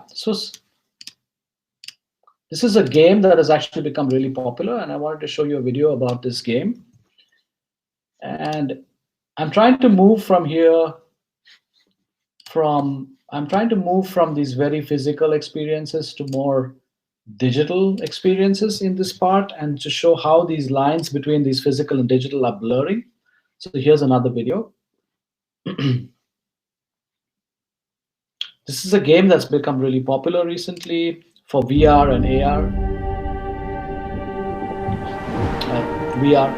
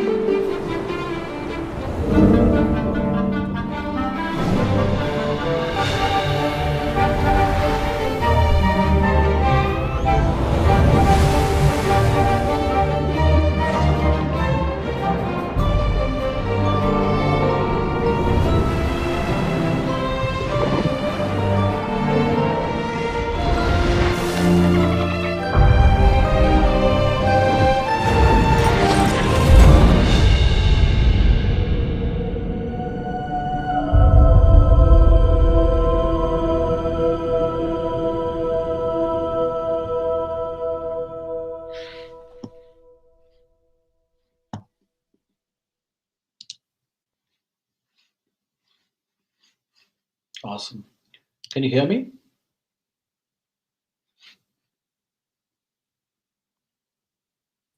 We hear you. Yes, fantastic. It works now. Very good. So the reason to show you that was because when it comes to the world of VR and AR, there are no seasons, and the season does not stop you from going somewhere. That underwater paradise that you just saw is just always there, always available. And travelers are increasingly in this kind of a space which is the merger of the real and the virtual. And if travelers are more and more driven by taste, as we saw earlier, then they're also going to opt for spending on VR, AR, and other digital experiences is also on the same list for them. The kind of the continuation between the virtual and the real, it starts to become something. So a destination, a company in this business also needs to think about how they can exploit this new development, how they can tap into new platforms like virtual reality and other digital platforms to actually extend their brand. So it's interesting now that choices and the flexibility to access those choices are going up. Usually, in any market, when one goes up, the other goes down. You know, uh, you may have a lot of choice, but you may not have the flexibility to access all those choices. Um, for example, that's the problem with seasons, right? You have a lot of choice if you think uh, about a particular destination like the Arctic, but the seasons make it not so flexible. You can only access some of those choices at a particular point in time because of seasonality. Now, if you think of it in a digital world, you have more and more options. You can experience it as VR experience. You can experience it as a game. You can go physically. You can maybe have some this interesting virtual shopping experience that we just saw, where you're actually somewhere else, but someone else is there for you doing the shopping and enabling the experience for you. So it's all these hybrid forms of what we think of as experiences are starting to happen because of this digital, and they're enabling more immersion, and it's also non-seasonal. So that's the point I wanted to make there. Then connected to that is this new workation trend. Staycations we've heard of before. Workation is another one where basically the blurring of the line between work and vacations, and really, wow, this is just something that all of us are, I think, seeing now, that we can travel, we can work, we're doing both of them at the same time. People are willing to travel longer because of this. And this is from McKinsey, where it's clearly said in the statement, the work from anywhere trend has the potential to blur permanently the lines between leisure and business travel. So this is something that I'd outline a little bit later, but really, are you tapping into this trend in terms of uh, people who want to stay longer at your destination? Traditionally, we have only thought of people coming to our destination as people who want to stay for a certain period of time, but now consider that they might want to work from there, that they might want to stay there much longer, be much more immersed, which creates whole new revenue opportunities. So, how can your destination, how can your brand, how can your product support this trend to have people uh, work, be productive from there, right? And yes, this is connected to that. We call it nearer, longer. Uh, Tourists are thinking about, of course, because of this COVID issue, uh, going nearer is a big deal. And I think this is something that I pulled out of the local stats. You can see that the tourism from within Finland has gone up, whereas, of course, there is a huge reduction in global tourism. Uh, in Kittila, for example, and this is probably representative of all the participants in this webinar right now, that there's been potentially a surge of local tourism and not so much, well, a complete like withdrawal of international or foreign tourists. So want to do a quick survey of that to get a quick sense of where that is. Richard, can you put this up, please? Thank you.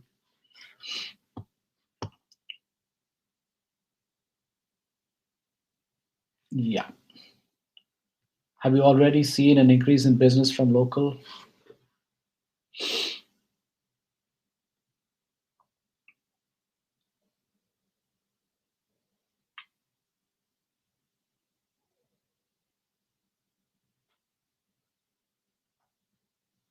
Hmm.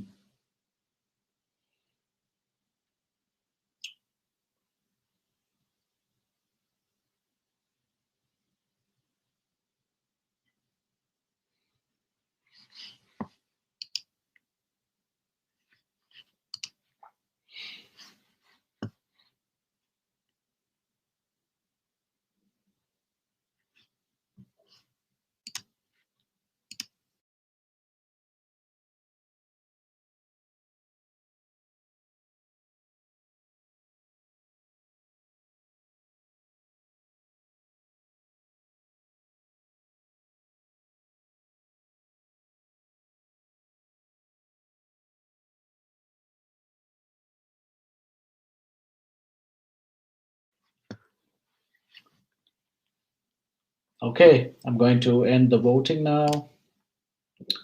And these are the results. Interesting. Almost 50% of people say that there has been a surge from increase in business from local and nearby travelers. And I think this is something that you can expect to have more. Being unsure is probably not a great idea. It's probably important to track where your revenue is coming from and tap in on that if that's possible. But surely this, again, look at who's on top of it. This is what Airbnb's homepage says now. It's a clear, I mean, it was what it said a week ago or so when I made this presentation for the first time. As you can see, immediately they're trying to push you to go near, and it's asking you to explore nearby stays. So one of the other things about platforms is that they are able to take, and really, we found this go near trend before I ever saw this. This research that we've done is a bit before, a few months ago.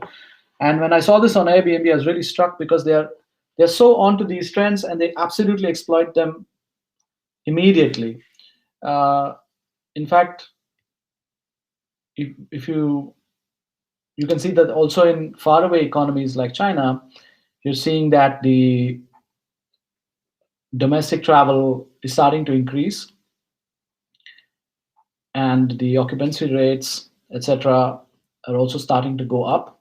And you can predict that that's what's going to happen here. So how can you actively encourage customers through your brand, on your product, about the value of local? What partnerships can you have in the region to facilitate that? And to be able to do that very rapidly is important, is to kind of constantly come up with new ideas, new offerings, or even products, is how you kind of take on the larger platforms or kind of retain your edge in the age of the platform.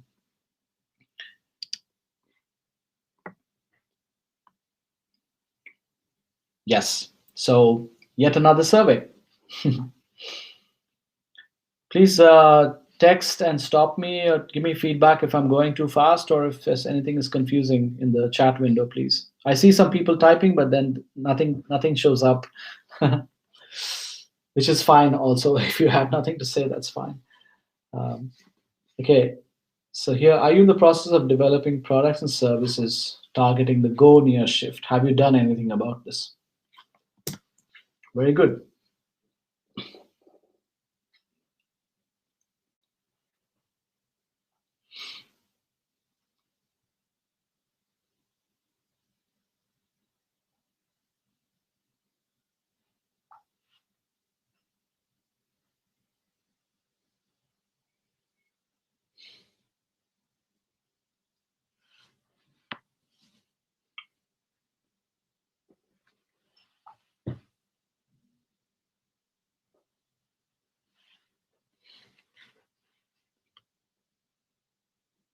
Still voting?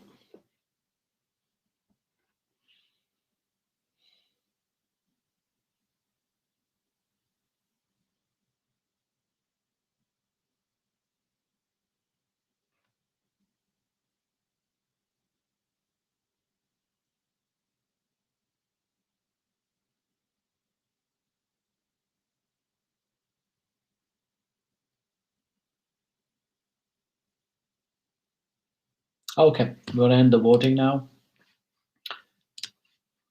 That's what the results look like.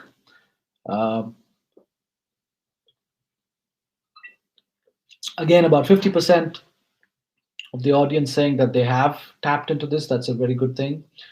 And some people not yet there. So as you can see, if you look at these trends, you can start to see how your next generation of value propositions to your customers are going to look like. There is safety, there is depth, immersion, there is nearness. You see, so these are some of the key attributes which you can tap into to position your products. Then the next shift I'm going to go into, we have the last half an hour, is digital discovery. This you already know quite a bit about, but the point here is that it was already existing in the post-COVID era that discovery was happening on digital, but with COVID now, it's even more deep and persistent that people are planning, they are aspiring, they are discovering, they are doing all the pre-travel stuff, even actually because of virtual travel, games, things like that. There is a lot of stuff happening in the virtual and the digital world before the travel actually happens, if it happens at all. And to this point, Taya says, what we are now mostly concentrating on is online virtual opportunities. We are in a remote area, so nearby to us is domestic and Finland. Exactly. And I think both of those are going to be important, because it's not like real world travel has gone out the window. It's how do you make the best of this online virtual opportunity, in which case the virtual stuff that you create, the content that you create, you still need to figure out things like search advertising. You still need to figure out reach, getting your virtual offering to the end customer. You still have that work to do. And also, how do you tap into this, if people want to travel to you physically, then how do you enable that? So it's kind of like doing both, but this is a very interesting comment.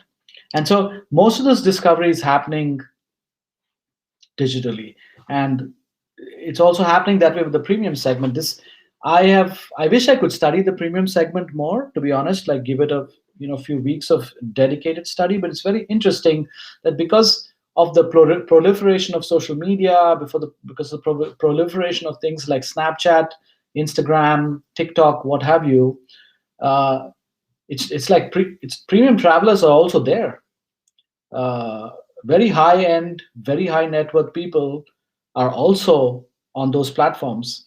They are also interested in posting photographs, sharing their memories, documenting, and it's part of their identity, part of who they are.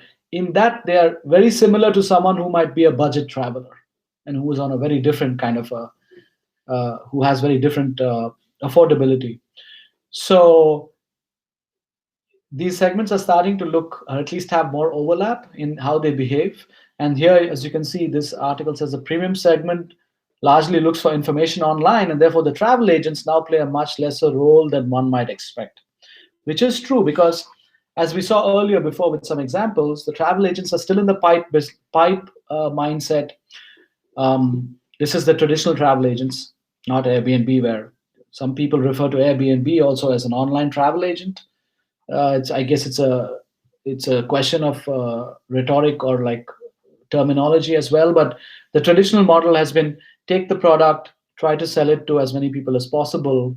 Whereas if you're looking at social media first, marketing and so on, it's not, the journey is very different. Also, millennials and younger generations, I mean, these are the guys it's very important. Like, even though your revenue in many times can be coming from a slightly older demographic, learning how to target these younger demographics, these digital first demographics, who are not even aware of the concept of tour operator. Because when they think about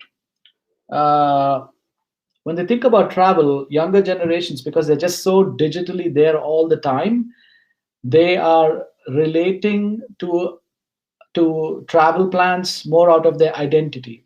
It comes out of the kinds of music they listen to, the kinds of ideas they have, the kinds of groups of social groups that they are part of.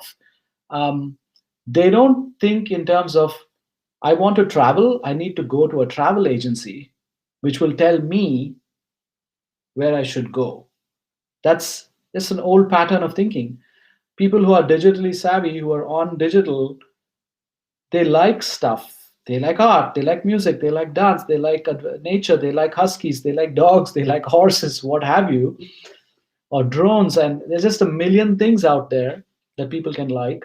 And out of that, they're reaching these choices of travel rather than going to an intermediary who will tell them. So the younger generations, and we did some research with people in their 30s, for example, who are in this interesting space between they sometimes go to a travel agency because they want the reliability, they want the flights, they want pricing, discounts, packages, and so on. But also they want a lot of personalization. They know that agency cannot give it to them, so they're half and half. They kind of make some plans already. They know what they want, and then they try to get the best deals to the agency, right? So how do you tap into this shift? And like someone said, the virtual online opportunities, figuring that out, the sooner you figure it out, because it also has a production side. It's about creating content, it's about promoting the content, it's about getting out there, being seen, tracking your visitors, generating leads, spending on advertising, etc., SEO, what have you. So that's a whole game that's different by itself, which the sooner you get into it, the sooner you get good at it, the better off you are. So that's something that's really important. Okay, Rauno has a question. He said, how you see in post-COVID situation where trust to terms and conditions in payments and in case of cancellation are essential for travelers? Yeah. Does travelers, do they go back more to traditional distribution chain, or shall they still trust OTA delivery chain? Wow, this is a big one. I wish I had a straightforward answer. Uh,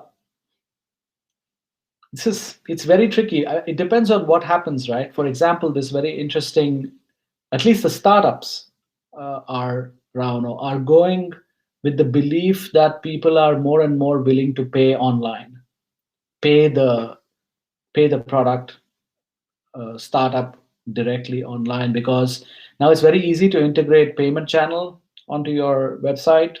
You can add digital payments in a snap. You can add things like PayPal in a snap. You can create a virtual store. And that's what most startups are banking on, that they can charge the customer directly, that they can retain more of the profit, they can have more premiums. And that's why you see these interesting kinds of startups like the previous one, where you can shop online at some local destination. So definitely there is a shift towards that. But at the same time, there's going to be, it's a great question, because there's definitely going to be a few bad apples. There's going to be some players that take advantage of this and fool some people. There's going to be some bad experiences coming out of this for sure, as it is bound to happen. Some scams, some cheats. So will that scare travelers away? How will they form trust? $1 million question. It's not easy to answer. I don't know. And that's why I think guys like Airbnb again become very strong, because they have simultaneously they're able to build a platform of a brand which is trustworthy, and they also have this massive variety of experiences. So again, you're okay paying an Apple, you're okay paying an Amazon, you're okay paying an Airbnb, because you know your money is not, it's secure. So I think the way that this problem will be resolved is that more and more consumers will actually go, if I could pay Airbnb instead of this small startup, I'll probably pay an Airbnb. It gives the platforms even more advantage. Really good question. Okay, I was just wanting to show you some TikTok numbers, even in our region. TikTok has grown 248% in Norway in 2020, last year alone. That's crazy. But also other key markets for us: Germany, Spain, Germany, UK, France, even Russia. Crazy amount of growth, just TikTok. So Connected to Taya's previous point about digital virtual and this general virtual thing point, I think getting comfortable with TikTok advertising. Now TikTok has a full advertising platform on it, and its penetration is crazy. So I think that's a great target platform to aim for. I think if you are getting your Airbnb strategy right and your TikTok strategy right, it will challenge you enough to get you out there. And also it will, you can start hopefully understanding how your key markets are behaving, and what they want, which is very important to understand what their tastes are. Again, these are TikTok users, all in the hundreds of millions. You have hundreds of millions in Europe. India banned TikTok, by the way. The reason I'm showing this also is because it's interesting how different geographies have different adoption patterns. India has banned TikTok and a lot of other Chinese apps. I'm from India, because there's various reasons, but there's a big backlash against Chinese apps in India, and I think the data politics is also at the heart of that. But not Europe. Europe has probably the world's best privacy regulation so far, so that's really good. And TikTok's penetration here has been massive. And if you use TikTok, which I do, and it's there's lots there that's travel related or other kinds of things which essentially end up as travel experiences, like I said earlier, things that are connected to personal taste.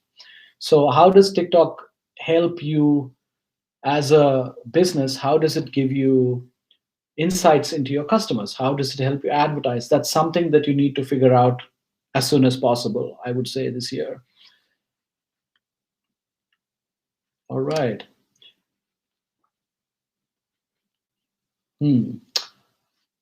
Katya says,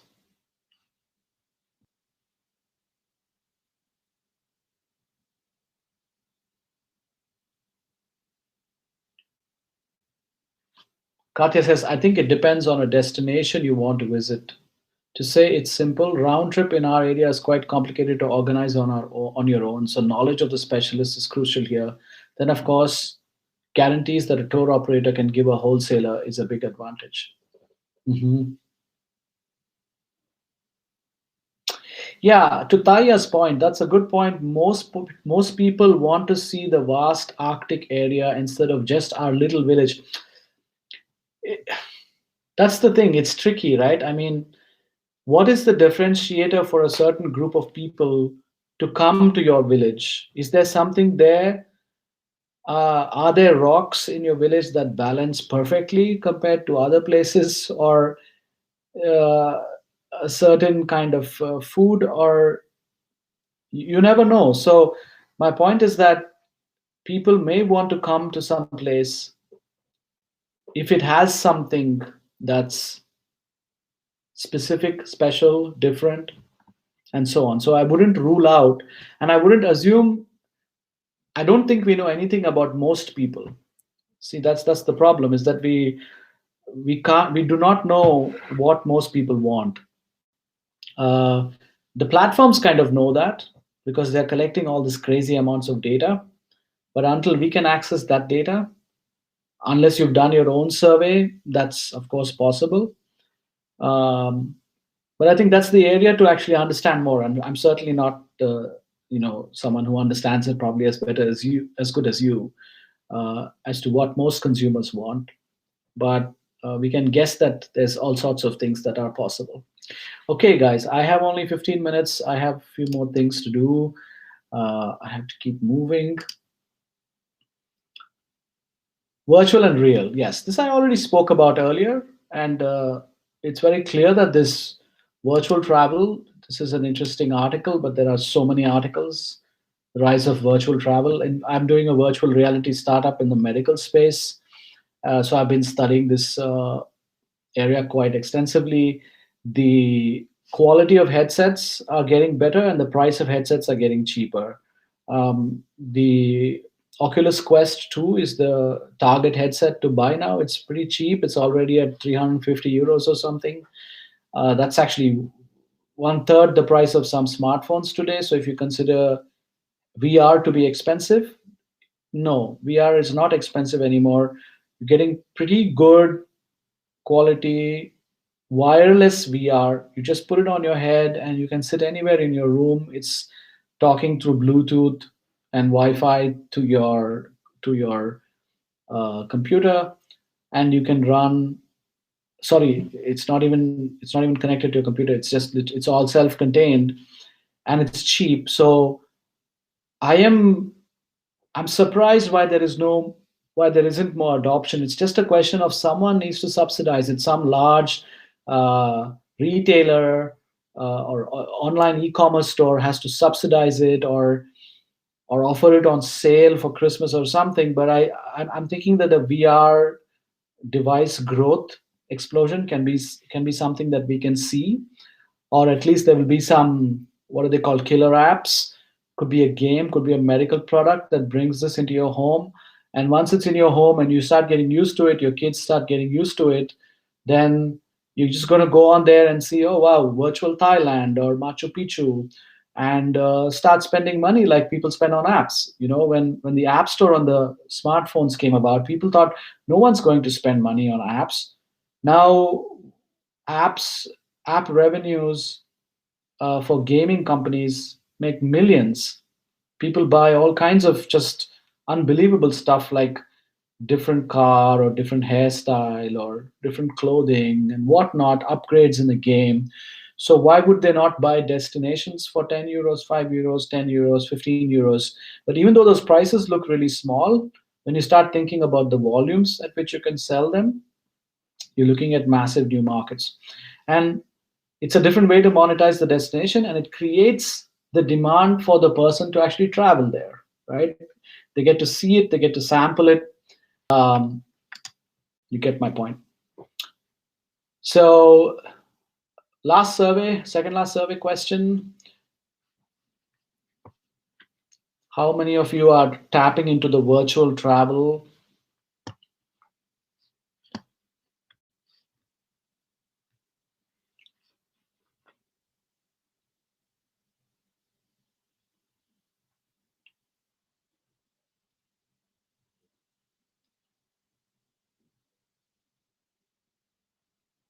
All right.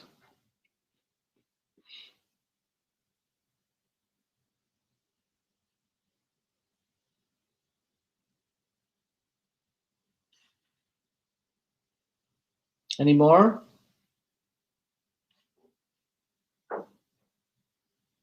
Interesting.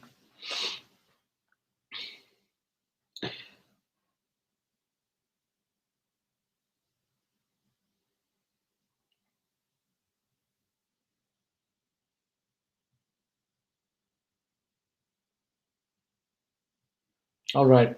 I'm going to end the voting here.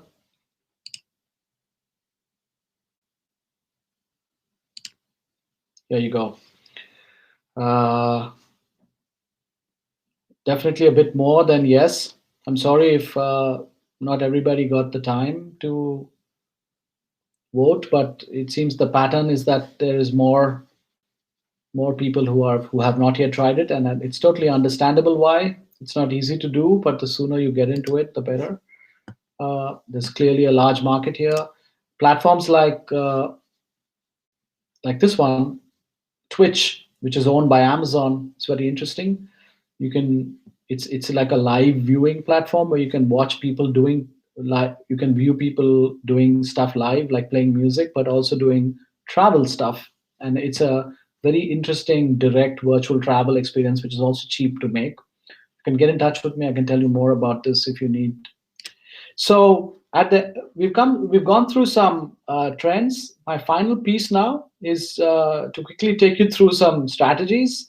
Actually, the good thing is, even though we only have 12 minutes, I think I've touched upon all these at different points in time. And by now it's pretty clear what the game looks like, what the platforms are doing at a high level, and where you stand as operators and destinations in this new global tourism game. I'm happy to tell you more if you want to get in touch. But really, I just wanted to, if there's any Game of Thrones fans here, just wanted to throw in a couple of references, maybe create a little laugh. But it's chaotic right now, and there's no doubt about it that all kinds of new players are going to look at this as an opportunity. The post-COVID world is a chaotic world. It's a terrible world. It's not fun, but it's also, for some, it's full of opportunity. Definitely for the large platforms, for agile startups, for digital-first organizations. They're looking at this as an opportunity, and as a result, not to take the example of this evil guy here. I'm not trying to say that this is how you should be, but rather you should be like this. And as this industry is being remade, and as there are opportunists eyeing this new landscape, trying to make it their own, the real innovators need to stand up and act now. This is the right time for innovation, for rethinking, for remaking. It's not about, oh, we had this horrible thing called COVID, and as if we just hang on, things will go back to normal.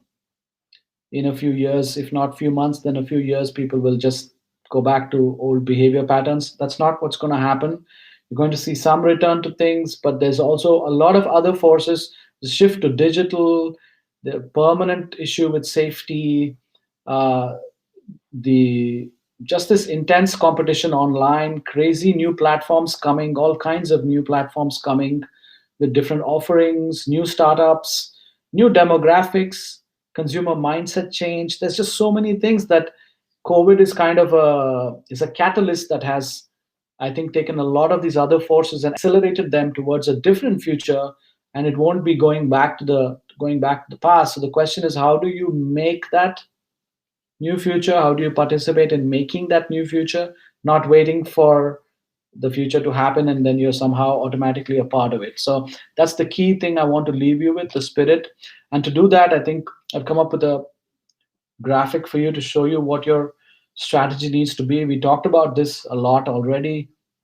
I think for a specific destination, a very unique tourism destination like the Nordics, we need to think about this in terms of three different layers. At the bottom is product development, and the middle is a sort of domestic tapping into nearby tourism, traveler populations, and really the top is this digital demand generation. And I just wanted to, just to go through these really quickly. We've talked about a lot of these things actually throughout this webinar, but really because your platforms are specialized at commoditization, they are unbundling and rebundling the destination in their own to suit their own interests. You can take an advantage. You can be a part of their game plan, and you can position yourself in there. But also, you need to differentiate. You need to avoid commoditization. So, if there's two opportunities for me to taste wine, one is in Latin America and the other is in Arctic Europe. Why am I picking Arctic Europe? What is the differentiation of drinking wine in Arctic Europe? How do you make that happen? It's not easy. I don't have any easy answers, but these are the directions for you to go and think about. And to be present on local as well as regional platforms. I think the development of local platforms as a regional cooperative enterprise is something that's tremendously important. All of these digital majors we've seen, not most of them are not even based in Europe. They don't have any connection to Europe, and they're definitely not based in Nordic Europe. And I think the development of local platforms becomes very important, which facilitate data flows. It's something I've been trying to kind of make my tourism clients in general aware of, and something I would like to say. So search and discovery of these destinations and products becomes very important at this layer. The second one is the focus on this domestic and nearby travelers. Now, don't forget that these domestic and nearby travelers, they're also different in that not only are they close, because they are close, it's safer for them. going somewhere close to where you are feels safer because it's closer to your home. Flying halfway around the world feels unsafe. You cannot return home. It's further away. You're in foreign territory. But going closer feels nicer. It's safer, and it's a trend you can tap into because people are working from where they are now. This vacation trend and the digital nomad trend. If you combine that with domestic and nearby travel, you suddenly have an interesting new revenue segment popping up where people are moving, they're traveling closer but staying longer and therefore spending more. They're spending more because they're staying longer. They need more facilities like maybe childcare, maybe stuff related to their work. It's hard to say. Again, you see Airbnb taking advantage of something like this. When you try to say search, you say location, it says explore nearby destinations. So not only is the homepage saying go near, but it's also embedded into the search. They're trying to push you to go to nearby destinations.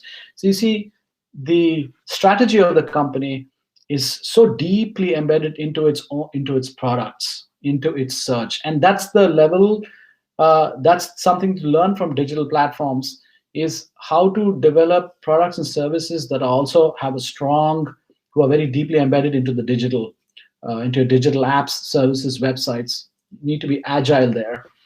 Um, and then finally, the last piece on the very top is this demand generation. Uh, and that's connected very closely to things like immersion, but also things like entertainment, things like esports. And the reason why I think everyone now is in the tourism business, even Netflix is in the tourism business, because they are showing content related to tourism. They are showing documentaries, travelogues, culture. So they are, they are making money on people's desire to travel. But they're doing it in a virtual way, and they're doing it based on content. So you and Netflix are technically in the same industry from a revenue stream point of view. So are esports, and so is virtual tourism. So, and your demand generation happens there. The origin of demand happens there, which then translates into people actually traveling to the destination. No one just pushes a button and lands up in the Nordics. They actually see it in a game, they see it in a movie, they hear about it from a friend, someone shares some content, and they say, wow, this place looks amazing and unique. I need to go to this amazing place, right? So, how can you control more and more of the demand generation yourself? It's not easy, but that's something to look at as well. And then I wanted to show you a quick video. I don't know if you've seen this thing about the I don't know if we have time for this, but I can email it to you. This is an interesting little thing that Faroe Islands did. They had a remote controlled person basically walking around in the landscape and in different parts of the Faroe Islands, and you could actually control that person through a game-like interaction. It was a marketing, remote tourism marketing, like an event, a thing that they did, a promotional piece that they did, which got them a whole bunch of publicity. And that's, I think, a great example of bridging this kind of digital, virtual, and creating demand in an exclusive way. So they went directly, they didn't rely on a platform to create this awareness, and it really sends a very strong message across. So the note I would like to end on is this thing about experimentation, which I'm very passionate about. And it is the new thing in business. You have not just Amazon, not just Microsoft, but just all the leaders in digital. They are getting very good at running business experiments. An experiment is a way to improve the customer experience, try out a new business model, develop new products and services, but do it cheaply. And it's to try out your different assumptions. So how can you prototype a new product or service experience light and cheap and fast, and try it out and not spend a ton of money trying to understand if you're right or wrong? And the worrying thing is that these large platforms, they have massive teams driven by data scientists, driven by product designers, marketers, who else? All these guys who are getting better and better at experimentation, at understanding how to run experiments, to learn what people want, to design products and services. So in this age, developing your own experimentation capability, not just as a business, but as a region, becomes, I think, really important. And on that note, I would like to thank you. Um, this was something we did. I can share these client cases for you. We ran an experiment for an app, and we helped create a bunch of new behaviors connected to health. But yeah, we've been working in this area, and I think it's something that we need to keep in mind. The fact also that most companies are becoming technology companies, as you can see here. Airbnb has a massive amount of technology people in it. And on that note, I think digital technology experimentation, I would like to say thank you for your time today, and ready to sign off